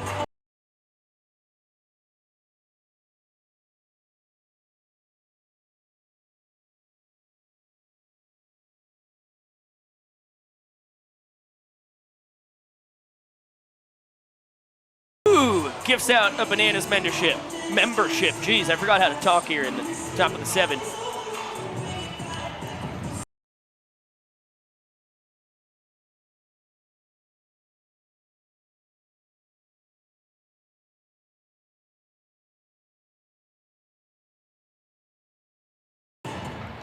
And everybody fired up for Millicent Bean Supreme, the K-Club queen herself, as we get 2 straight sprints to start the inning. Skoll's gonna test the Bananas defense. Here we go. Tap, tap, tap, and Dakota McFadden. I think Skoll was gonna scoot in there safely anyhow, but not able to corral it cleanly. Tap, tap, tap got me thinking, Biko. Did you get to see any of the beauty that was Mike Vivas's Saturday night tap dancing in the box? Yeah, it was wonderful. It's just, it feels so right and so wrong at the same time. I would have never known that he had that talent, but now when I see him do it, it feels like, yeah, he should be able to tap dance. If I hadn't talked to him for about 2 hours back when I was prepping for the One City World Tour, and he started his career in Bananaland, and I dug that out, he's probably the last person I would have ever guessed to have been an incredible tap dancer. From a young age, he has been tipping and tapping. You ever mess around with the dance that is tap? Not really. That ball blasted to right center, but Hosley moseying on back to get under it as Skoll scurries back to second base. And the boomer 0 for 2, plunked twice. Struck out looking, and now the fly out that your eyes just sent to your brain. Skoll on second base, 6 for 7 in his stolen base attempts. Was taken off on that pitch before retreating. Tanner Thomas fouls that off. Brad Detlefsen. Oh no! No, take it back. Give him his money back. Brad, you should delete your comment. Thank you for another donation. It says thank you for pronouncing my last name right. A lot of people struggle, and then you struggle. I butchered it bad. It's okay. The game speeds up on you sometimes. Brad Detlefsen. Oh my God. That's going to be a wild pitch. What a pass ball. That's going to be a pass ball. I was Wild reading pitch. Detlefsen. Wild pitch. Maybe wild. Yeah, wild pitch. Not a pass ball. You're right. You know, Biko, as I pace around the real quick, let's go back to that thought in a second, Kyle. Let's check in on Jason Swan in the box. Can you hear us? Swan. Jason Swan. Meow 3 times if you can hear us. Dead silence. Oh, we've got him loud and clear. Well, his microphone continues to not be the problem. Our IFB seems like it is. Get off a good swing, 0-0. Tanner Thomas took off on that pitch. Let's pick here. Good. By the way, Tanner just stole first for the 3rd time on the tour. Nobody's done it twice besides him. It's good stuff. Leaps and bounds above the rest as Swan barrels it to center, but DR diving catch saves a run. Excellent snag by the doctor as the party animals strand men at the corners here in the top of the 7th. Really good stuff. DR's having himself an evening. I have a feeling in the next Ripe Rundown that will take place on everybody's favorite day, that is Mother's Day, we will be talking a lot about DR Meadows, as well as some other people. I hope we talk about myself a good bit. I hope we can find a way to talk about you a good bit too. I don't know if there's a reason to talk about me a lot when my face is on it the whole time. Well, I'll talk. You don't have to talk about yourself. I'll talk about you. Thank you. That's what friends are for. You're welcome. It's a fact. And listen, I'll reciprocate. DR got some good action in the first episode of the Ripe Rundown as we turn Banana Land yellow. Our unique take on the 7th inning stretch. Goodness gracious, bless you. Yeah, Kara Heater. She just shook the press box with a sneeze. Director of Marketing, this press box has been in Grayson Stadium. Oh my God, I thought we were going down. I know, at least since 1941 when it was rebuilt. It was Memorial Stadium, a football field before that, and turned into the amazing arena for baseball you see here today. And that could have been the straw that broke the camel's back up here. I thought it was gonna be.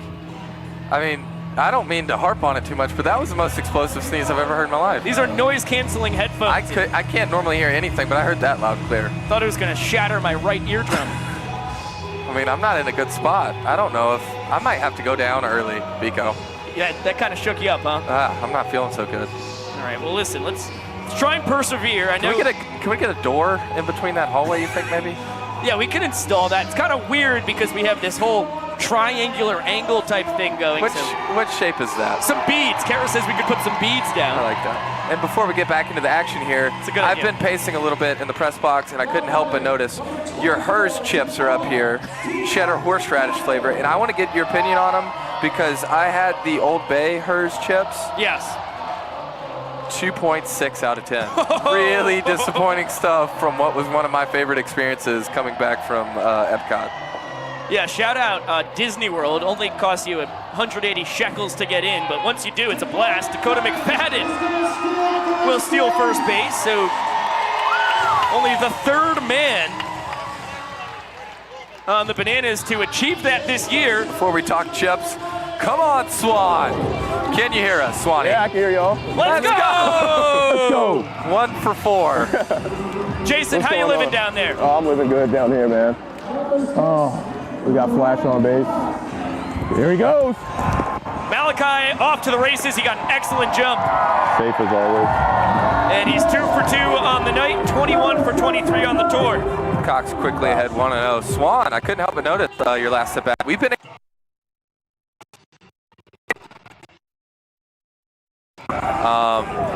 couldn't help but notice that's the second loud barrel pop you've had this evening. How are you Yeah. feeling in the box? Feeling pretty good. I mean, good swings, just hitting it way too hard right now. Yeah, that's a fact, actually. Oh, I know you've been spending a lot of time in the zoo. I don't know man, if it went the out people again. online follow Jason Swan, but I mean, you'll get your daily dosage of your post-workout I don't know what content, happened. which is really good. Did you lose Hope y'all us? can hear me. Oh, yeah, we got you still, Jason. Oh, Can you bark? Can you bark for me if you can hear me? Jason. He's dead in the water. the battery is dying. Oh, no. That's how they get you. It was so great while we had him. You know, everything in this life needs to be charged. Right? It's just it's a good life lesson to, you know, cherish playing those. that Soldier Boy, now Okay. Superman. Let's just Rodney. yeah, Soldier Boy. Just have him sing. Ryan Cox. You. Flies it out. 3-3. And Breland there for out number 1. And he had a ball in his back pocket that he appeared Go, to Flash. juggle with the other one. Flash. Swan wants to talk to Flash. Flash is too busy talking to our leprechaun. Oh, man. How about Noah Bridges up in the stands taking selfies with the fans? Uh-oh. Oh, DR? Did And he just DR lose the Meadows yards? deep to left field. Breland back at the track. See you later. DR 2-run 7th inning walk-off tater tot. It's a 3-2 ball game. Have yourself an evening, DR Meadows. Noah Bridges fired up about it in the stands. The Doctor's first career home run as a banana. And he gets to swing the largest bat. Oh, he and smashes it's shattered. it. DR with too much chutzpah behind the bat slam of home plate. And Alex Ziegler's weapon is no longer in one piece.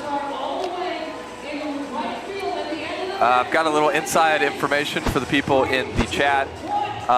Danny Hosley hit a home run on Saturday to walk off the 3rd inning, I believe. In just one pitch, he led off the inning with a home run, and when it was his turn to slam the big bat, he cracked it. Oh, So we did have yellow tape on it, That's and good. we knew that it was going to break in the next home run. that's really good info as you take a look at DR. Rightfully so, he took his dear old time to celebrate his first career Grayson Stadium long ball, and now Maceo Harrison. Perplexed Yeah. with the broken bat. Chris S., thank you for gifting out 5 memberships. And Haley Hatcher, thanks so much for the donation. The chat on a whole nother level tonight. And how about this? Dakota McFadden back out on the bump for the first time since Daytona. He had 2 outings on the mound early on in the year. The control wasn't there for him, but he's been grinding in the bullpen ever since. And ready to make his Savannah debut on the 2023 tour. And ladies and gentlemen, your eyes are not deceiving you. Dalton Malden is now in 2 places at once. He is laying at second base to receive the throwdown from Bill Leroy, as well in the arms of Split in center field. That's amazing. I was absolutely baffled by how Dalton was pulling it off. But now I see what you see. If there is any kind of cloning going on in the building, we need to know ASAP, because we need to get Danny Hosley in on that action. That's a fact. Are you kidding me? Although the songbird of our generation, a good guy to make some duplicates of as well. I mean, we could really use with a four-piece Dalton Malden band, all on guitar. Yeah, I wouldn't mind seeing you on the drums in that band either. Oh my gosh, it's my dream come true. Speaking of drums, you ordered a set of drums, I believe, a while ago off of eBay. Yeah, it's. How are those things looking? I don't know. I don't know. They definitely should have been here by now, and they're in the nether region somewhere. Danny Hosley by the foul line, but still in fair territory. Puts that away for out number 1. Acuff now 1 for 3. Double, 2-base sprint, a ribeye, and 2 runs scored. Is it too early to say that they might be in the land of good plenty? I don't want to go out and say that just yet. I'd like to hope that they are not in the Shadow Realm. The Shadow Realm. But yeah, man, I mean, I haven't really put in the effort that needs to come in to figure out where these drums are.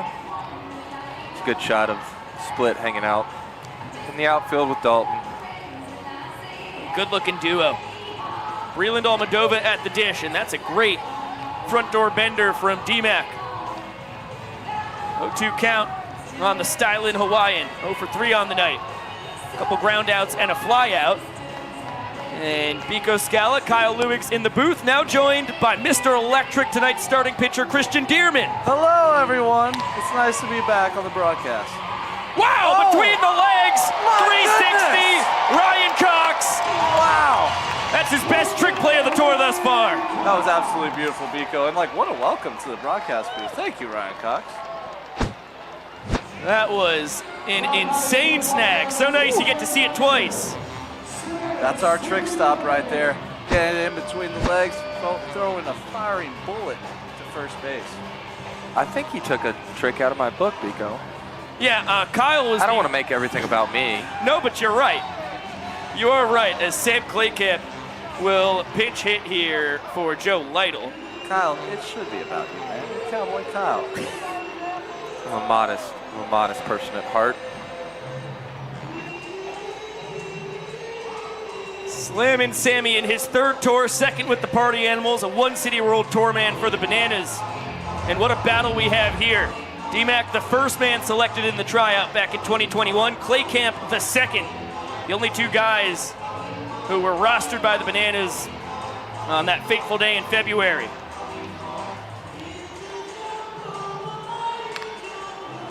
That one driven out to left center. DR closing in and will steal that one from Vinny DeRubius, sliding behind him. Really nice inning of work. 1-2-3 from Dakota McFadden. And the Rocky Point, North Carolina native celebrates appropriately.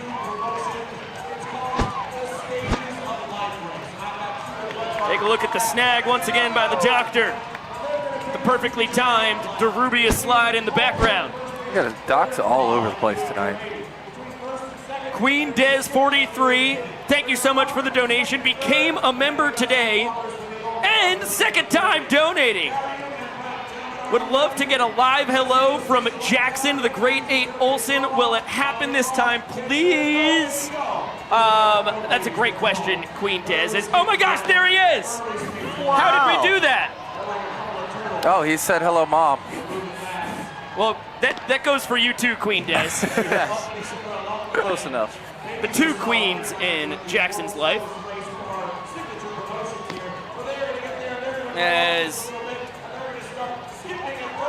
we've got the Stages of Life race going on. This is a first-time promotion here. Pretty fascinating. Little Josh Donaldson Blue Jays jersey going on. That's a throwback right there. That's part of the bomb squad, those Blue Jays teams. Long Island Bigfoot. Welcome to the BTV family. As we have reached the old age stage of our race. Walkers needed to get from third to home. Bada bing, bada boom. Welcome to the booth. How about the two aces of Banana Land? Hi. The 3 aces. 3 aces. Wow, thank you so much. Oh, yeah. I didn't even mean for that It's to be okay. high fives. I was just going to try and, hold your heads. Oh, you want to hold it? Oh, you can hold my You know what I mean? Look at what I've got right here. Wow. I feel like You I'm feel being good, held like Biko? a baby. You feel bonita. This is everything I could have I ever feel bonito. desired. Really good. How long can you hold this for? I could do it all night long. You're a strong guy. We'll do it for the rest of the broadcast. I'm not scared. You're crazy. I love this. Unfortunately, that's not going to be possible because I have to go do my duties after these 3 outs on top of the dugout. Yeah, if we score, I have to be a part of the soccer celebration. Or Zach's going to yell. Let me get you a little, just well, thank a you. little smidge of the mic. We Can- want to hear you loud and clear. Oh, can you hear me loud and clear now, fans? It's beautiful. Thank you. All right, so we've got a 1-point ball game.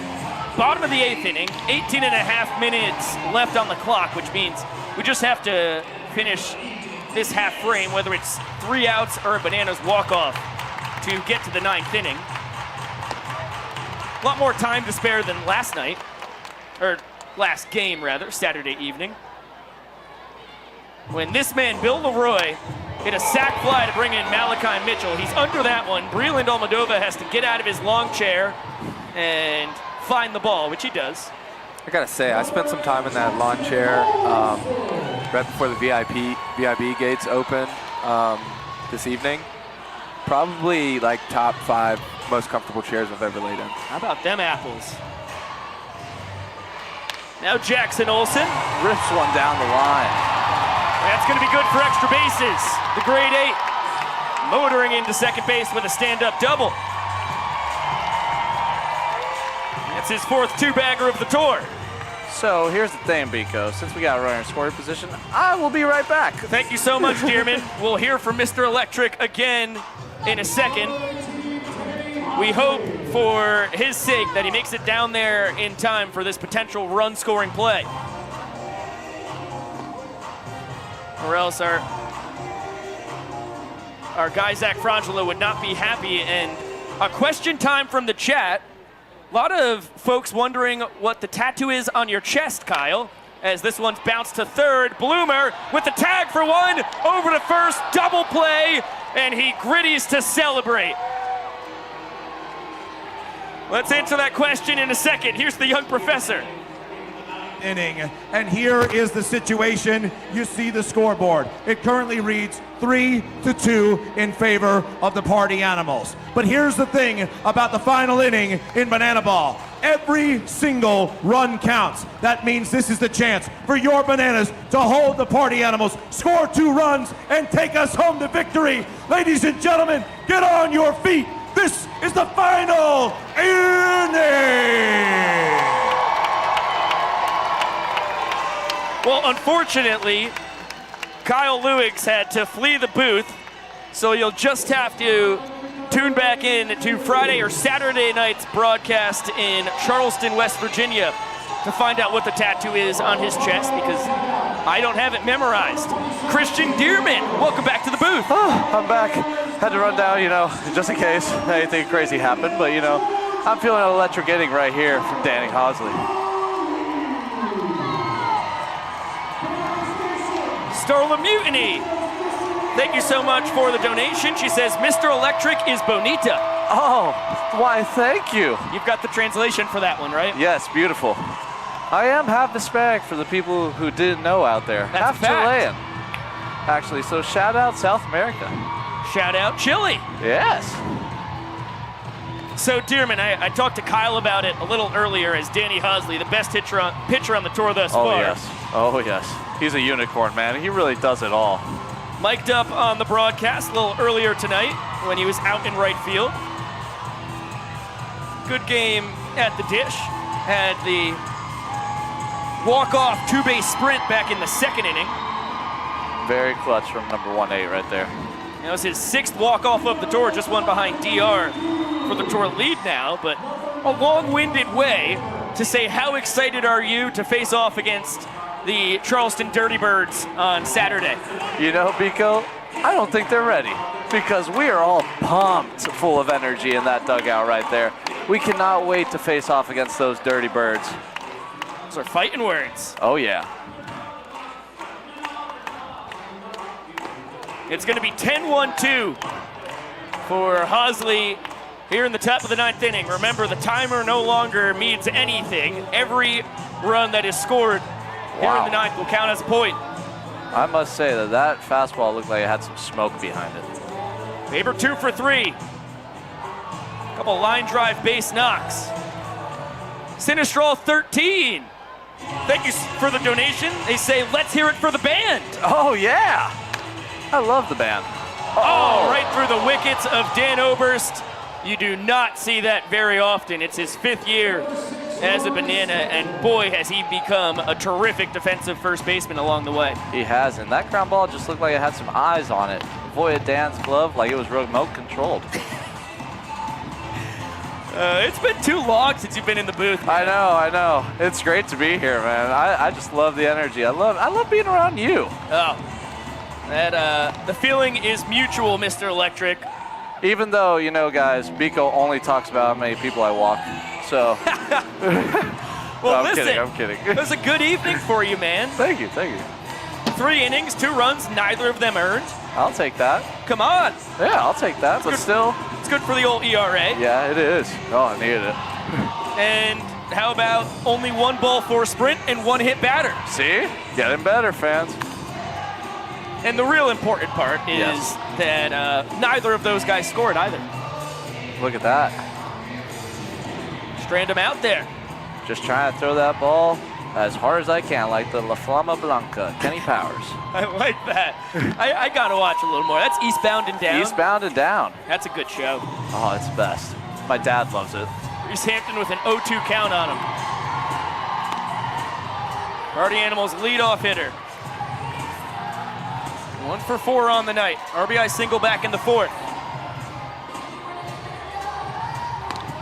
I watched the only 6 episodes I've seen of Eastbound and Down with Carson Bowen when I was hanging out with him in Wilmington. Yeah, up in North Carolina this past fall. We'll get back into it at some point. Ooh. I'm a big HBO head. Yeah, you gotta get back into it. You know, there's an entrance actually in there that I've been really wanting to have. It's with fireworks, American flag, you know, the whole La Flama Blanca.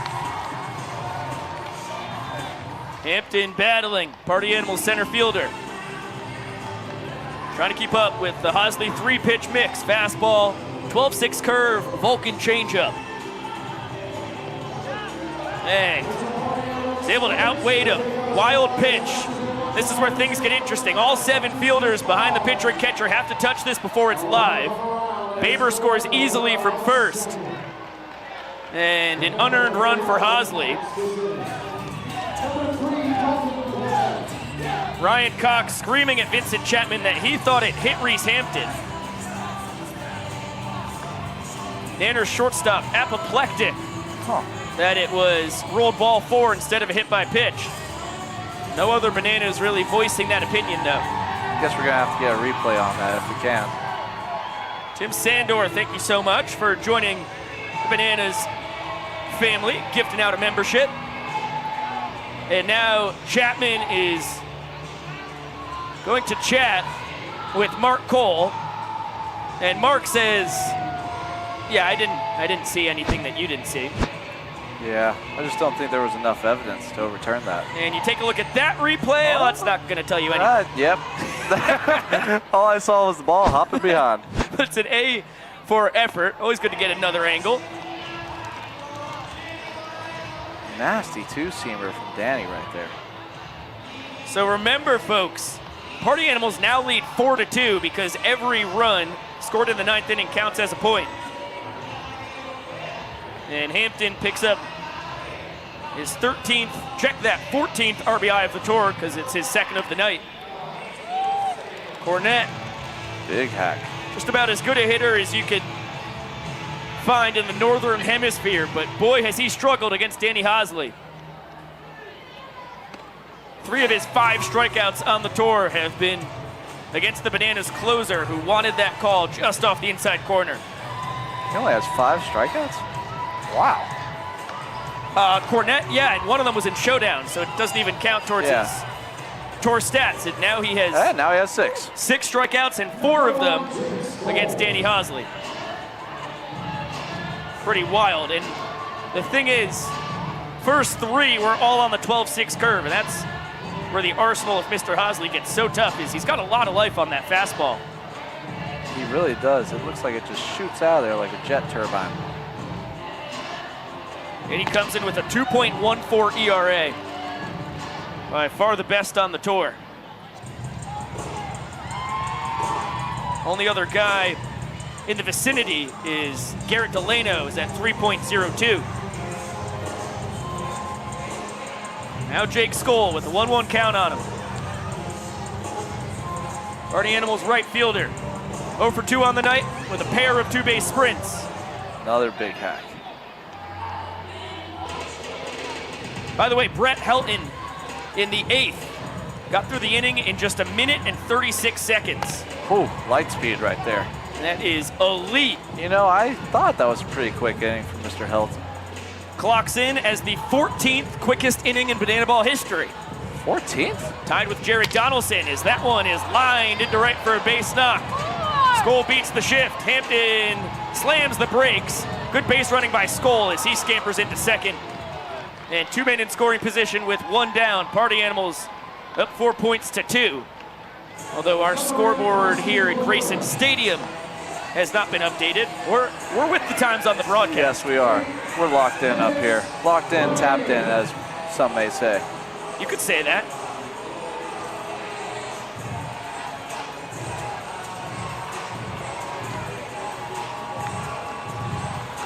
Shout out Michael Basista, who's been on the scorebug tonight. Yeah, let's go, Michael. Bryson Bloomer. Woo. Comes up empty on the 12-6 curve. Talk about disabling gravity. He's been plunked twice, once by you, Christian. And pops it up in the infield. This is a huge second out as Jackson Olsen puts it away. Skoll still on second, Hampton on third. A pair of Gastonia Honey Hunters in the Atlantic League last summer, both with blazing speed.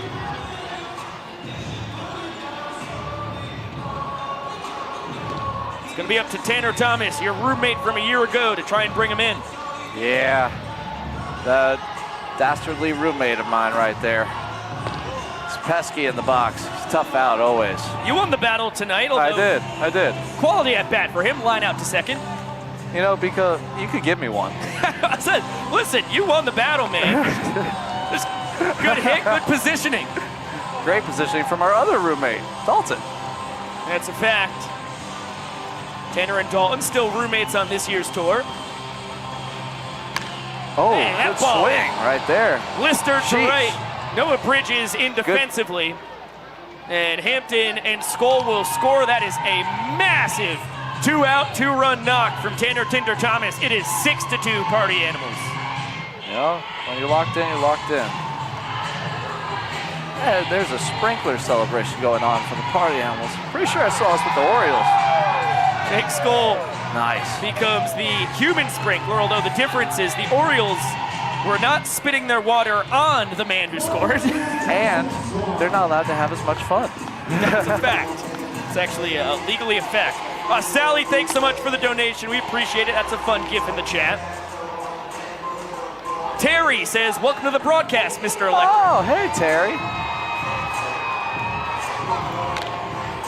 She loved your entrance tonight. Oh, thank you so much, Terry. That's been an idea of mine for the last year and a half. I've really been wanting to come out of that Mr. Electric fan. I see it all around town. You know, it's just perfect. But I want to trick it out with hydraulics, some neon lights, you know.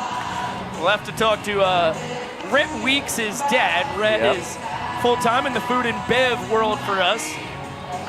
And his dad in on the Mr. Electric game. I think they've got like 18 of those vans. I know. They could can give me one. Yeah, come on. It's just one van. Yeah. Swan flies out to center. He's not excited about it. DR there All right. to make the snag. And here's the young professor. And the Party Animals tack on a couple of runs, but it ain't over till it's over. This is Banana Land. This is the chance for the Bananas to score 3 runs to tie the game, send it into showdowns, or why bother with that when we can score 4 and win the whole thing? Ladies and gentlemen, this is it! Well, I will tell you what the young professor said there was not true. If the Bananas score 4 runs, they will tie the game because it is 6-2 Party Animals. The Grayson Stadium scoreboard is wrong. He was just keeping everyone on their toes, make sure that they're doing their math right. Right. I mean, I understand being just living with the scoreboard that we have out in left field, but it's currently shorting the Party Animals a point. As you take a look down at our 96-year-old stadium in our city by the sea.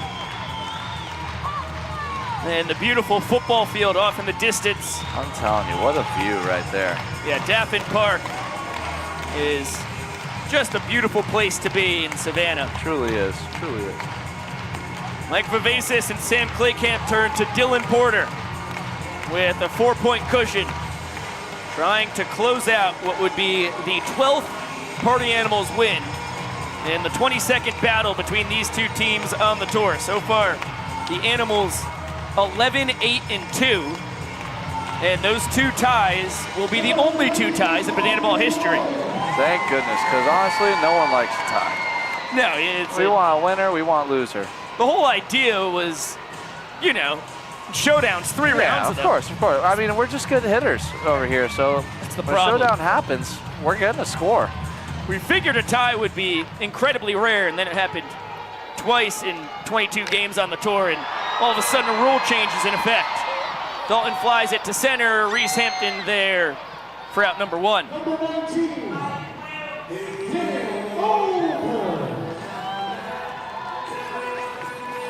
Dan the Man Obers coming up to do some damage. Well, this is the part of the lineup that you want for the Bananas down to their final 2 outs. We're back at the top, and Dan swinging early. Pop left side into the stands, not caught by a fan. Oh no, Steve bringing up a tough memory. Said, don't forget about the time Biko said, it's about time, when I thought Gillum was pulling you out of the game. Yeah. Still can't believe you said that. I know it's part of script, but like, man. I could have denied my inclusion. You could. Yeah. You could have. You're right. It would have saved my feelings. Well, listen, good thing you stayed out there, although we never did see what happened. We just saw the Angels come out. Yeah, I don't even remember what happened. They must have cut it for good reason. You know, I'm not sure I remember either, but we can check it out. Dan, by the way, 1 for 3 with a booming triple.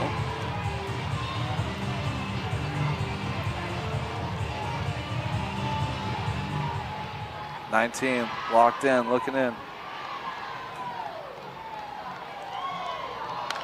Oh, Another yeah. foul ball. Good battle here between Porter and Oberst. Okay. Battle of Flames, Battle of Biceps. It's really an all-out gladiator war out there. Oh. That ball drilled down the left field line. And the biceps, oh. Our foul. Oh, our foul. A little early. A little early. Almost his 3rd Oh. ding-dong of the tour. Dearman, do you remember what inning you guys did? Our little Angels in the outfield bit? I'm going to say it was probably the 3rd. 3rd? You got a strikeout Oh! of look at Jake that. Stoll. Oh, I did. How about that for a I journey back in remember that. time? Oh, thank you. Way to boost the confidence. Good memory. 1-2 from Porter. It's a good take from Dan on the slider down and away.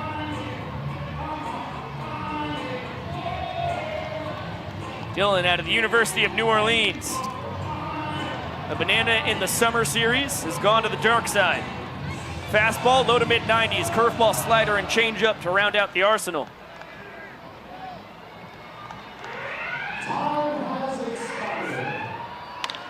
And the 2-2, really tough hop on Jason Another ground Swan. ball with eyes on it. Yeah, that one. That was smoked, though. Goodness gravy. I honestly want to lean hit on that. I do too. That took an insane hop, and as you mentioned, exit velo was no joke. So Dan 2 for 4 on the night. As that puppy went off an invisible ramp and nearly clocked Swanee on the face.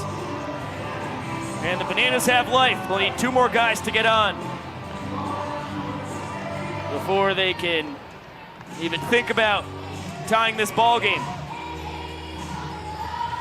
As the score just updated in the stadium, Dan taking off for 2nd. Wow, that was a gutsy move, not sliding. Mark Cole calls him safe. That was bang bang at 2nd. That was close. I made my heart drop for a second. And now 12 for 15 in steals as we take a look at it one more time. Safe. Good call out. Looked like a tie goes to the runner. Oh. That ball destroyed out to left. Eric Jones. Hasta la vista, baby. 5th homer of the tour. Ties Jake Stoll atop the long ball leaderboard. And just like that, the lead cut in half. It goes from 6-2 to 6-4.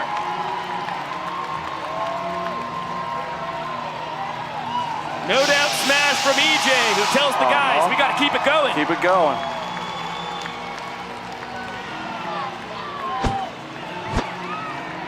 Kissing those biceps because that was some manpower right there. Booyah. You get to take a look at the swing one more time.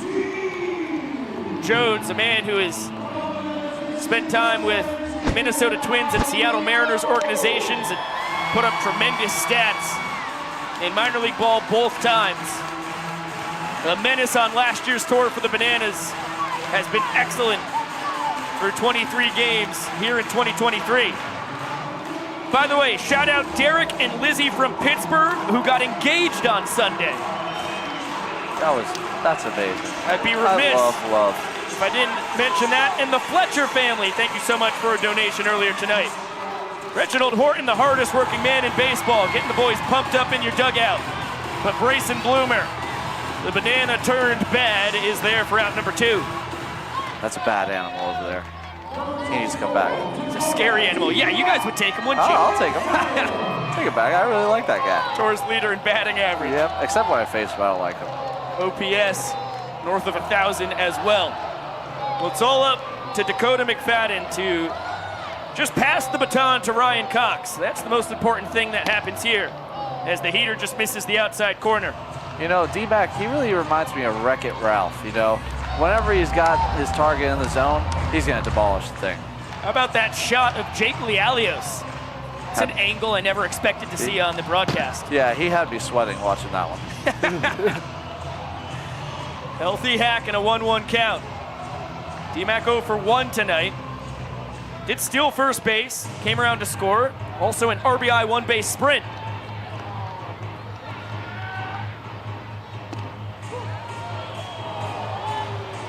Wow. Friendly call for Dylan Porter, and the Bananas down to their final strike. The trumpets blare in a sold-out Grayson Stadium. And the heater misses up and out. The trumpets are playing. The hearts are ablazing. Let's see what we have in store on this pitch. 2-2. D-Mac hangs tough. Such a good hitter on the tour. Batting average just below 300. And 5 ball, 4 sprints compared to 8 strikeouts. Another 2-2 coming from the flamethrower Porter. And it's a slider in the dirt. D-Mac spits on it, and good decision to stay in the box. I was just about to say, Biko, it looked like he wanted to run, but good call to stay right there. The Santa Barbara Kid. As that banana baby is giving us all the vibes right now for what we need. That's a fact. Firing a payoff pitch to the man from the Tar Heel State. Bouncer, grabbed by A-Cup. He doesn't have a play. Was going to be really tough to throw out McFadden from the hole. It'll be an infield single. And thank you, Banana Baby, for the vibes. Maceo Harrison fired up to see the game's tying run coming up to the box as Malachi Mitchell pinch runs for D-Mac over at first. Flash the Kids 2 for 2 in his stolen base attempts tonight. Remember, in Banana Ball, you can pinch run once through the order. This is the 4th time through for the Bananas.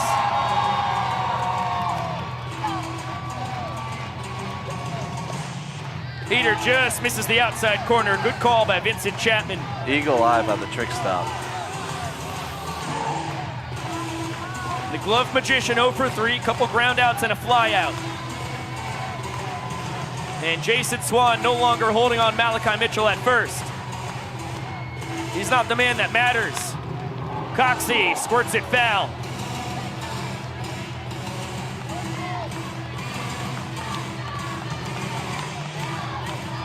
Side note, I have loved Ryan Cox's eye black the last 2 days with smiley faces. It's an important side note to get in here. Yes, just needed to get that in. Go Bananas chant reverberating through Grayson Stadium. Oh, that's electric right there.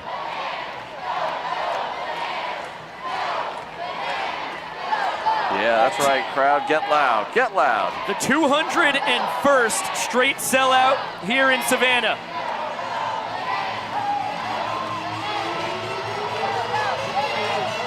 They want to see a Bananas comeback. Completed here in the 9th. That one just a hair low. Porter barking at Vincent Chapman. As the count goes to 3-1.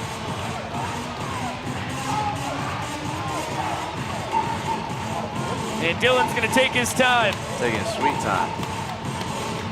Ball went to as important as a pitch as this is right here. He's got to get his mind right. Fly ball, left center, Reese Hampton underneath it. And there to put the Bananas away for the night. 6-4 victory for the Party Animals. They're 4 games better than the Bananas, as the boys in yellow will be shipping up to the capital of West Virginia to take on the Charleston Dirty Birds Friday and Saturday night. And Dearman, it might be awful nice to face pretty much a AAA caliber team for a change nice. that is not the Party Animals. It'll be very nice. You know, this is a good team we got here, the Party Animals. Yeah, but that West Virginia's Dirty Birds, they have no idea what's coming.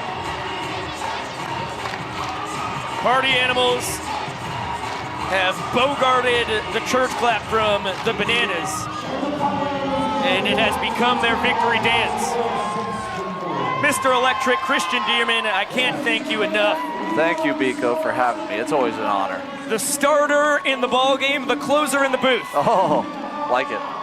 Listen, I'm so excited to be hopping on the bus at 7 a.m. Let's do it. On Thursday to jet 8 hours north and see what you guys can do against your toughest challenge on the tour yet, which is saying something, as so far you've played former Major League Baseball players and this phenomenal ball club, the Party Animals. Exactly. You know, thank goodness we have Mario Kart for that drive, though, because we'll be locked in. I love it. Who are you playing as? Oh, Yoshi, man. You gotta get in there. You're such I like the black Yoshi, you know, because he's just so much cooler. You are such a Yoshi man. I'm Waluigi. I knew it. I knew it. Waluigi. Yeah. Wow. Mr. Electric, thank you again, my dear friend. Thank you, Biko. Dearman has to go down to the Party Plaza. So he exits stage left.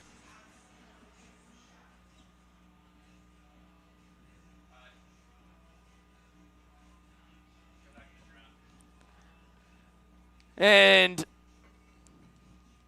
joining us for the 3rd time on the broadcast,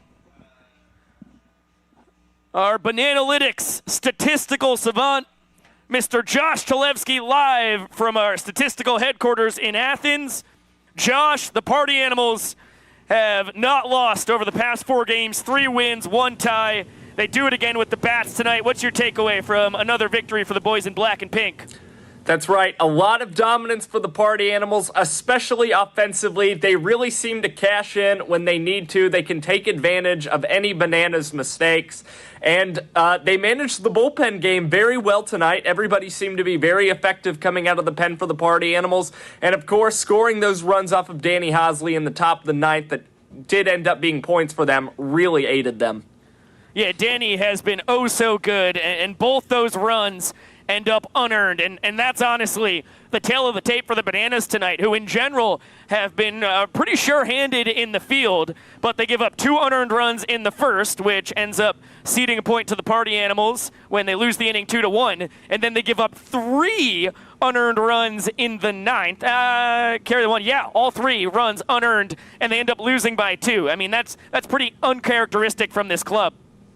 Yeah, that's exactly right. Bananas, a very good defensive team. I mean, at the same time tonight, they had 5 trick plays, Biko. So, you know, it just happens when you try that many trick plays, you're going to wind up with an error or a trick play missed or 2.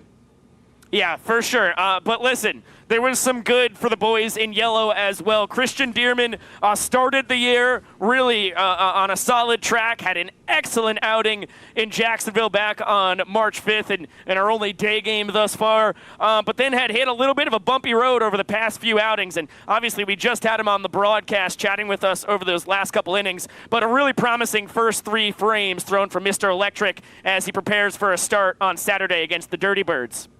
Yeah, I've really liked what I've seen out of Christian Dearman. Again, really good 3 innings, and before that, coming out of the bullpen for relief, he was averaging some very low MPIs, which of course tells you he had been very effective out there. You got to feel good about the way Christian Dearman's going after his first start in April kind of went awry.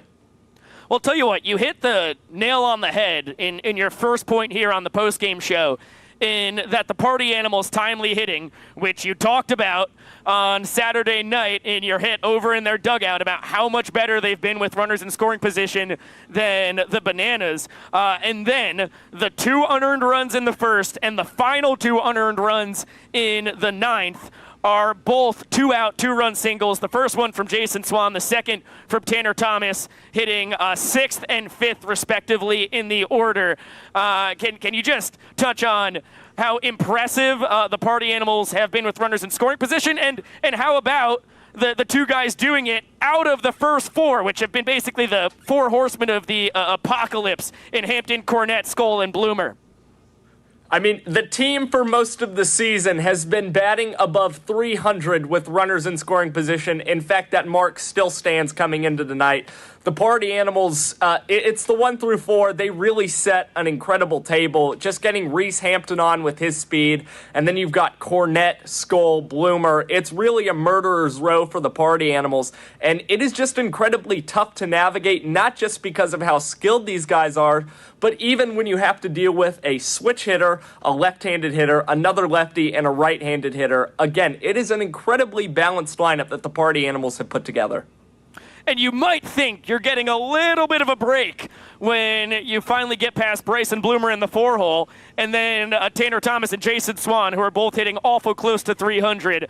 They're the guys who do the damage. Now, what are you looking for the Bananas as they go up to Gomart Ballpark up in the capital of West Virginia, and will be playing an Atlantic League team who, we have a little taste of Atlantic League talent. Sure, Reese Hampton and Jake Skoll on the Party Animals dominated for the Gastonia Honey Hunters last summer, and Brandon Sherman, Sam Claycamp, a handful of guys have played in this league before coming to Bananaland, but this is going to be the toughest task that the Bananas have had in a challenger yet. That's right. The Dirty Birds are a talented team, and here's the situation, Biko. They have to adapt to banana ball. The Bananas are not coming in to play baseball. The Dirty Birds are coming into banana ball. So for the Bananas, it's going to be throw your strikes, limit your sprints, do well on your sprint defense. And again, they're going to have to hit better with runners in scoring position. But I think that they're going to feel really good going into a matchup against some brand new pitching, getting away from the Party Animals. Well, listen, I would say another positive for the Bananas is just how good their first 3 in the lineup have been. Dan Oberst had been on base 3 out of 4 times, 2 straight games. He's 2 for 4 tonight. Then you have Eric Jones, who after going 0 for 3 blasts the moonshot to left for a 2-run shot. He's tied for the tour lead in homers now with Jake Skoll, 5 of them on the tour thus far. And Michael Deeb with 2 blistering hits. Oberst is north of 400 on the batting average. That'll go up a couple points with his 2 knocks. Eric Jones is down to 310, but he's still leading the team in OPS, the only guy check that. Second on the team in OPS behind Dan Oberst, but he's approaching 1,000 there. And Michael Deeb hitting 371. I would say it's going to be pretty key for those guys to stay hot for the Nanners to have a chance against the Dirty Birds.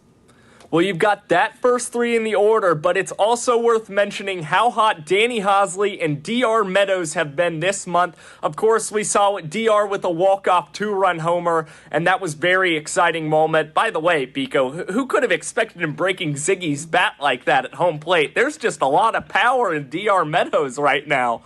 But yeah, DR Meadows, Danny Hosley, their bats are seriously heating up.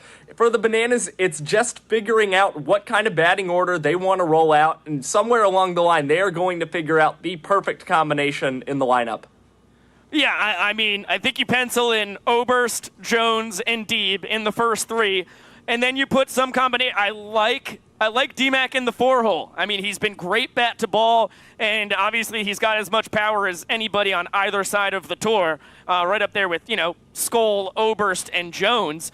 And then Ryan Cox, D.R. Meadows, Bill Leroy, Danny Hosley. They've all been swinging the bat pretty well as of late, all in the vicinity of 300. Of course, Hosley got off to such an unlucky start that it's a journey for him to get up to 300. He's just gotten past the Mendoza line, came in hitting 227 tonight.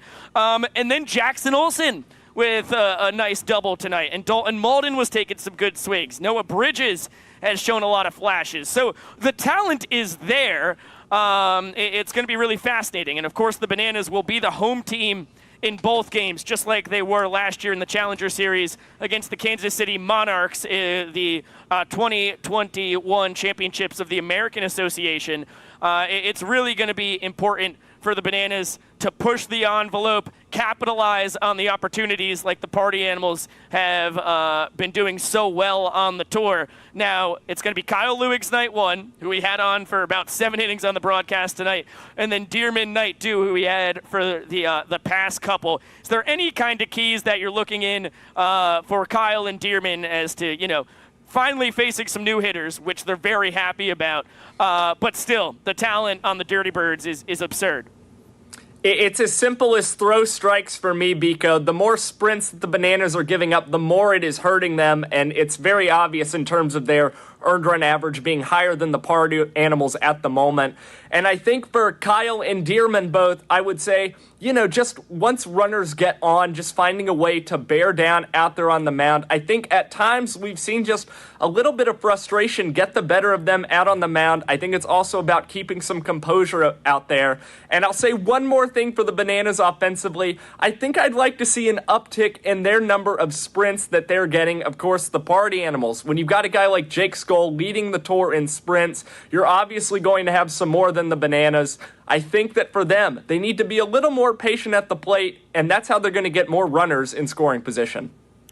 Well, the 53rd Banana Ball game of all time goes the way of the Party Animals. They win this one 6-4. They are now 12-8-2 on the tour against the Bananas. Obviously, inverse for the boys in yellow, who have 9 wins overall thanks to their victory over the Major League Baseball Players Alumni Association. And things get really interesting here because after the Dirty Birds, we will be going down to Tampa, and the Bananas and Party Animals will do battle on Friday night, but then it's a rematch against those MLB PAA guys, and I can't list out any of the names right now, but I can tell you, as amazing as the roster was back on March 11th, there are a whole new host of studs coming in to swing it and throw for the former major leaguers. So that's going to be really exciting. A fun end to the month of April that has started off terrifically.